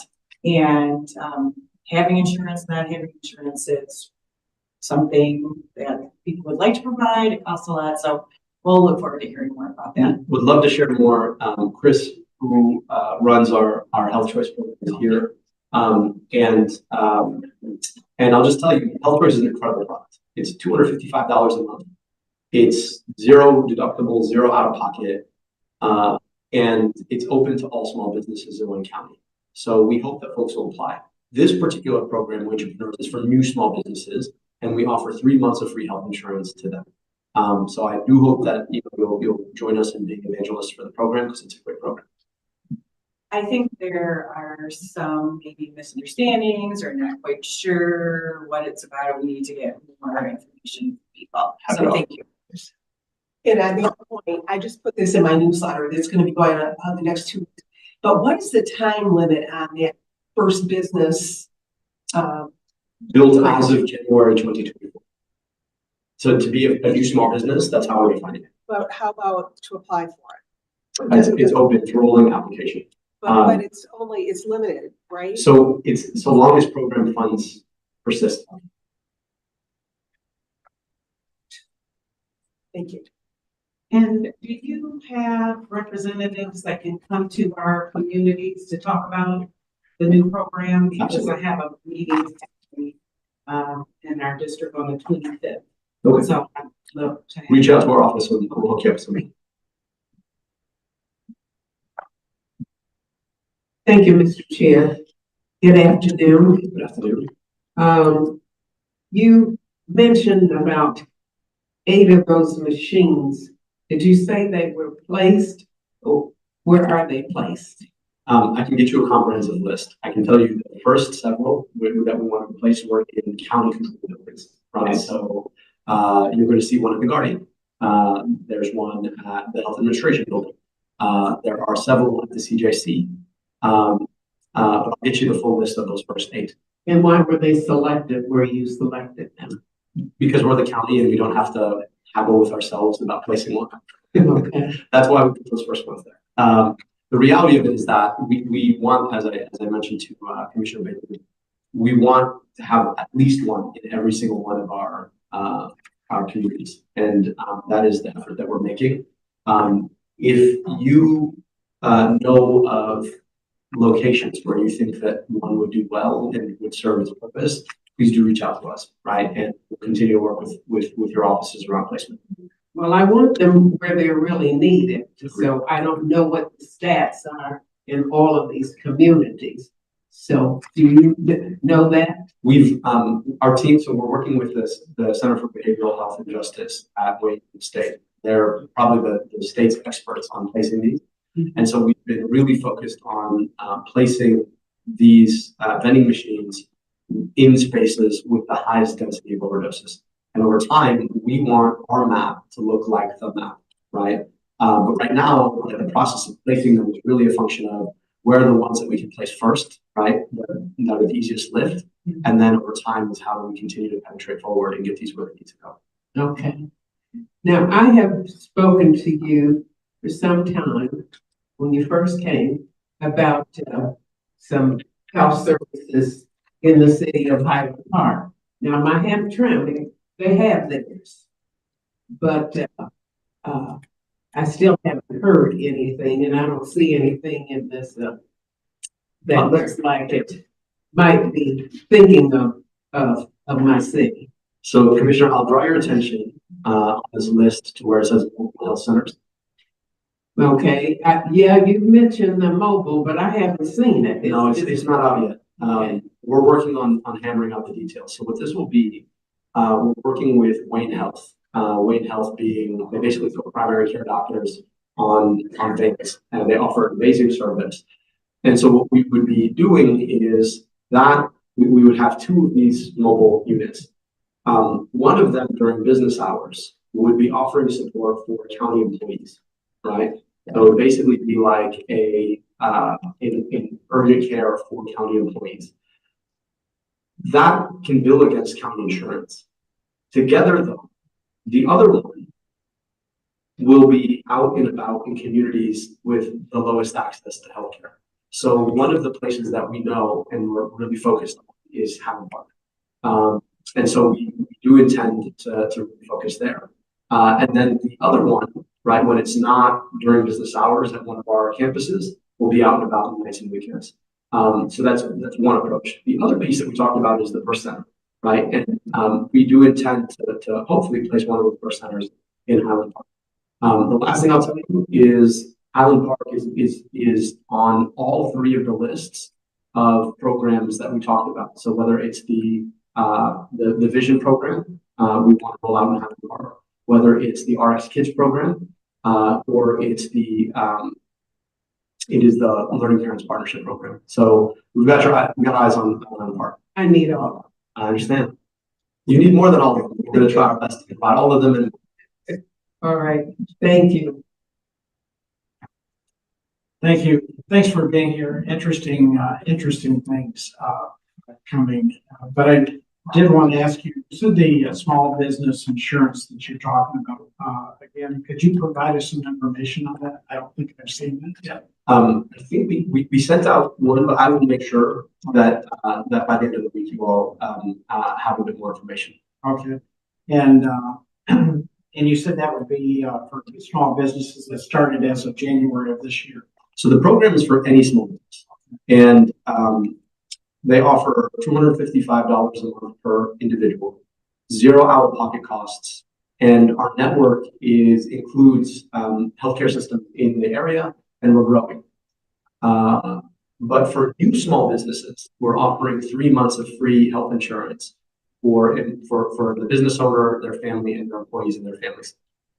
So it's a great program. I personally, as someone who's spent a lot of time in this world, this is one of the most interesting, innovative programs run out of the county anywhere.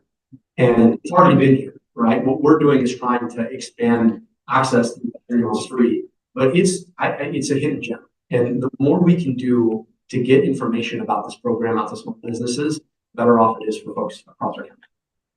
And that the information will be provided also, right?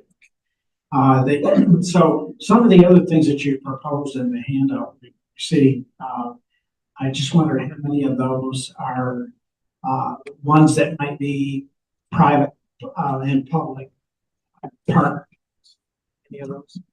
So the vast majority of them are programs that we are working to design alongside partners. And so Vision to Learn, for example, is a nonprofit that would operate the program that we fund, and they work right alongside us because the whole idea is that they're sort of an add-on to our vision screen, right? You think about, we just finished the 2 RFPs, one for the Learning Parents Partnership program, and one for our Learning Parents Partnership, and one for the Fresh Talks program. Both of these we'd be working with nonprofits to execute. So all of these are actually programs that are designed to be public-private partnerships, where we sort of design where the program ought to be, we work with a vendor who executes on that, and then we work hand in glove to move the program forward. And obviously, where we can work with locals, we always try to work with locals. I think it's important to try to share the cost some of these companies that might be out there. One of the, I think it's been a big success in some of our schools, at least in Western Wayne County, and I'm not sure about other areas of the county, providing medical services to students in the schools. And that's something I think we can replicate and maybe share the cost in some way on some of these programs. I encourage you to look at that. I appreciate that. In the mobile health program that I shared is a take on that same idea, but out in the communities, even past the schools, right? So the school-based program usually is a provider, like a Henry Ford, who opens up a clinic inside of a school, can provide healthcare in that school, and can bill against insurance. And that's great. We want to do the same thing with Wayne Health, but you put it mobile and you take it out of the school, then you can put it on the streets. And so that's exactly how we're thinking about it. And where we think we can be the most successful is when we offer startup costs against a program that's sustainable on its own terms. So for example, we talked about vision. Similarly, when we think about state Medicaid policy, one of the hard parts about billing for the glasses program that we talked about is that even for kids who are on Medicaid, they can be enrolled in one of 8 different MCOs. And they all have different billing codes. It makes it really, really difficult to bill because you don't actually know which MCO a kid is a part of. And it's not like you can ask them, right? Most kids don't know their insurance. So it makes it really tough bureaucratically to do. So we've been working with the state Medicaid program to say, hey, listen, like this is something that should be done as a matter of course everywhere. And if we could directly bill Medicaid, right, the state Medicaid, and you just gave us a per child allowance for this would be like imminently sustainable. And to that point, we could stop funding it. The program would just go on its own because it could bill against its services. So to me, right, and the way we've been thinking about it is where we want to invest are on the startup costs for something that can be sustainable on its own terms. And so we're trying to design each of these programs to do it. Now, I know that there's been some questions about speed, right? We allocated $50 million, right? Like, how come you only spent like a 10th or a 5th of it? It's because we want to do it right, right? And so anybody can throw together a program and be like, hey, here's my program, right? You have a great press conference, and then 2 years from now, program's gone. We want to build it to last. And so, in conversations with several of you, the question has been like, okay, so like, when are we going to get the money out of the door? I'm like, well, to do it right, we don't want to just give it out the door. We want to think about how we're going to do it and be very purposive about it. So that's the way we thought about all of our approaches here. One last question I meant to ask about the insurance program, the $255 a month. I guess entice a small business that says, I've got 6 employees, I can't really afford the $255 a month. Can they have a split with the employee in the cost of that per month? So how that premium gets paid, that is up to the small business itself. They, in theory, could pass on the cost to their employee. In theory, they can pay the whole cost, or they can split it. Very similar to private insurance, right? If you've ever operated a business, right, you can decide sort of how much of this cost do you want to eat, how much do you want to give to the employee. The beautiful thing about this program, though, right, going back to medical debt, and I actually remember, I think it was a conversation with Commissioner Maraki and with you, so we're going to wipe away medical debt. And how do we prevent people from getting medical debt again? Well, you got to get them sustainably insured. And so this is our small effort to do that, right? We're not going to be able to rebuild America's insurance system overnight, not from Wayne County. However, what we can do is say, we can offer a really great program that doesn't have out-of-pocket costs, which are really, those are the widow makers when it comes to medical debt, right? It's that out-of-pocket cost you don't see coming. And so if we're offering and expanding a program that does not have those, right, that to me is our part to try and do something about people accruing medical debt in the future. Thank you. Thank you. Have we started on that program with the medical debts? Yeah, so the way the program works is we contract with this organization called Undo Medical.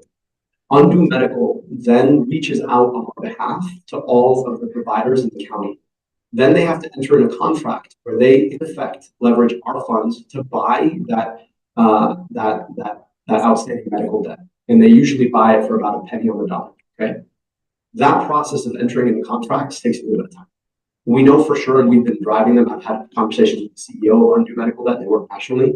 We know that they are working hand in glove with our providers. In fact, we also were told that one of our hospitals gave them the single largest data file of people in debt that they've ever seen. So we're working on trying to address that, and we feel like there's going to be some good news pretty soon here. But we've been on them to get us that first tranche. Oh, it's just beginning. These are just beginning. I mean, we authorized it earlier this summer, right? So it's just we're hoping that like really 2025 is going to be the year where we get a lot of movement here. Thank you. Thank you. We have our last question from Commissioner Morandi. Thank you for recognizing me again. I just wanted to make a comment about the Narcan machines, because you were talking about ideas where to put them.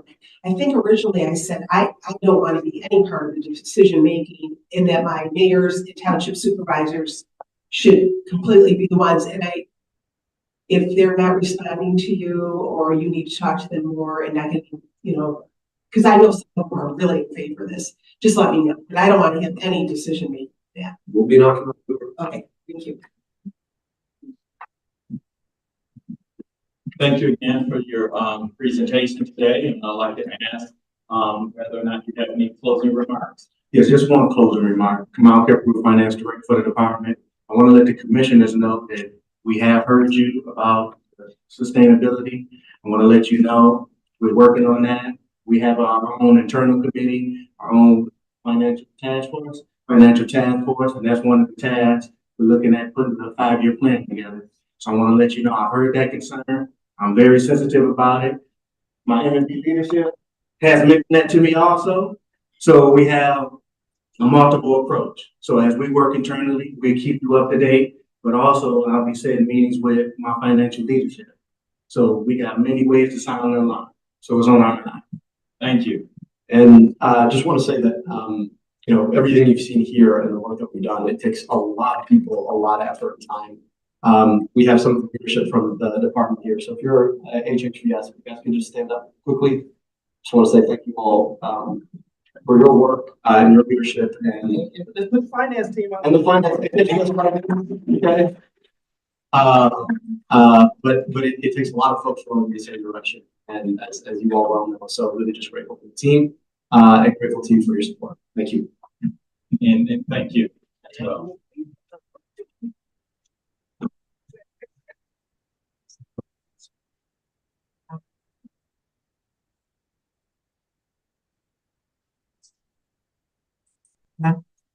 Madam Clerk, next item. Will now entertain a motion to pass the item for the day. Yes, at this time, we need a motion to pass the item today. Their support. We move and support. All those in favor, signify by saying aye. Aye. Those opposed, the item is passed for the day. We will now return to item C, approval of the minutes from the August 15, 2024 meeting. Motion is in order. Been moved and supported to approve the previous meeting minutes. All those in favor, signify by saying aye. Aye. Those opposed, it's actually stands approved. Madam Clerk, next item. We're now returning to the agenda. Item E, new business. There is none listed. Moving to item F, such other matters as may be properly submitted before the committee. There is none, but what I want to say is thank you to the city of Redford and the folks who hosted us today. Thank you, Commissioner Baker McCormick, to you and your staff. Definitely appreciate the lunch for the lunch today. And also I want to thank our staff who came out yesterday and today early to set this room up, as well as Terrence and Mary and the whole finance advisor team for preparing all of this information. And I want to thank my staff who also assist and help me stay on top of my job. With that, we'll now go to the next item. Item G, public comments. At this time, I would like to ask that the mics be open, and if anyone is on Zoom who would like to address this committee, to raise their hand to be recognized. Okay, raise your hand to be recognized. Okay, Madam Clerk, are there any hands raised and have received any communications via chat or otherwise? There are no hands on Zoom and no communications have been received. Okay, public comment is now closed. The audience. Okay. Is there anyone present who would like, oh, thank you, sorry. Anyone present who would like to address the committee, please, step forward to be recognized.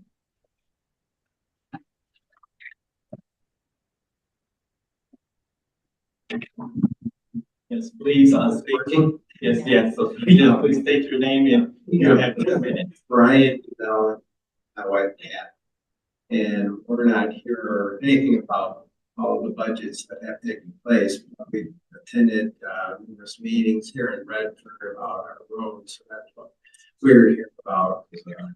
You know, when it's newsletter was saying there was going to be discussion about roads, parks, and essential items or something. So that was why I came. So there will be that will be at next week's meeting in Livonia. Services Department will be discussing their budget, and so it will be getting into their priorities for the upcoming year. So that department will be coming up next Wednesday in Livonia. Livonia City Hall at 10 a.m. And that will pertain to Redford? No, that will pertain to the entire county in the budget for the Department of Public Service, where the roads division is housed. Yeah. Okay. And the date and location again, specific I'll location? get the information. We'll get it to you after the meeting if you want, but you know, but you don't, let me just say this. If there's something you want to say, as you said here, and you don't have to attend that meeting, and you know, we will take that into consideration and do our best to get a response, get it over to the department and get a response for you. So you don't have to go wait until next week. If you would like to testify now, give comment, you can do it now. You have 2 minutes. I want you to Sure. Okay. Yeah. Well, we've been to see Catherine on numerous occasions about our specific road, but our road that we live on is on Garfield between West Chicago and Westfield. It's an extremely bad road, but it's not a bad road. But we comment on that because that's where we travel at each and every day. And it's our understanding that Redford doesn't have any budget or any means to be able to make repairs to the roads, that they're 100% dependent on the city of Wayne County, I should say Wayne County, for anything that's done. Now, over the years, now we've been there since 1987. They do on a fairly regular basis come in with the pothole crew, but it's been one mountain after another in the last couple of months, and it's back to where it was before. So it's a road that, in my opinion, definitely needs to be replaced. So my comment about that is that apparently it's true that Redford has nothing, can't do anything for roads. We're dependent on Wayne County exclusively. And if Wayne County can't replace that stretch of road, which is 1 block, is there a possibility of the federal infrastructure bill that might be able to lend assistance if Wayne County can't take care of that 1 block? Okay, so what I'm going to do, I'm going to request the staff to forward over to the Department of Public Service. We also have the chair of the Public Services Committee here. And so we will have that as a follow-up question, even at our, if the chair will allow it at our meeting. Follow-up. Yes. And yes, you're correct. Wayne County's the road people of the townships. But have you ever called into the 1888 road recruit number? You have called them all. And do you have service numbers? Okay. And you can direct those to Commissioner Baker McCormick to maybe start this ball rolling, but everything starts with a number to that phone call. Okay.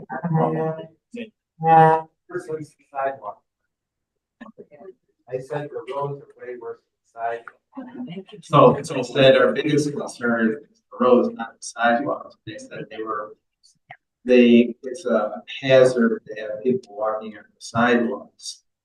And as people walk, ride their bikes on roads, this is much they do the sidewalks. okay, so we'll get that over to the department and make sure that they, follow with you and you will communicate with your commissioner with the claim numbers. Thank you. Madam Clerk, next item. Item H, adjournment. Motion to adjourn into the order. Support. Is there support? Is there support? It's been moved and supported to adjourn. All those in favor, say aye. Aye. Opposed, meeting is adjourned.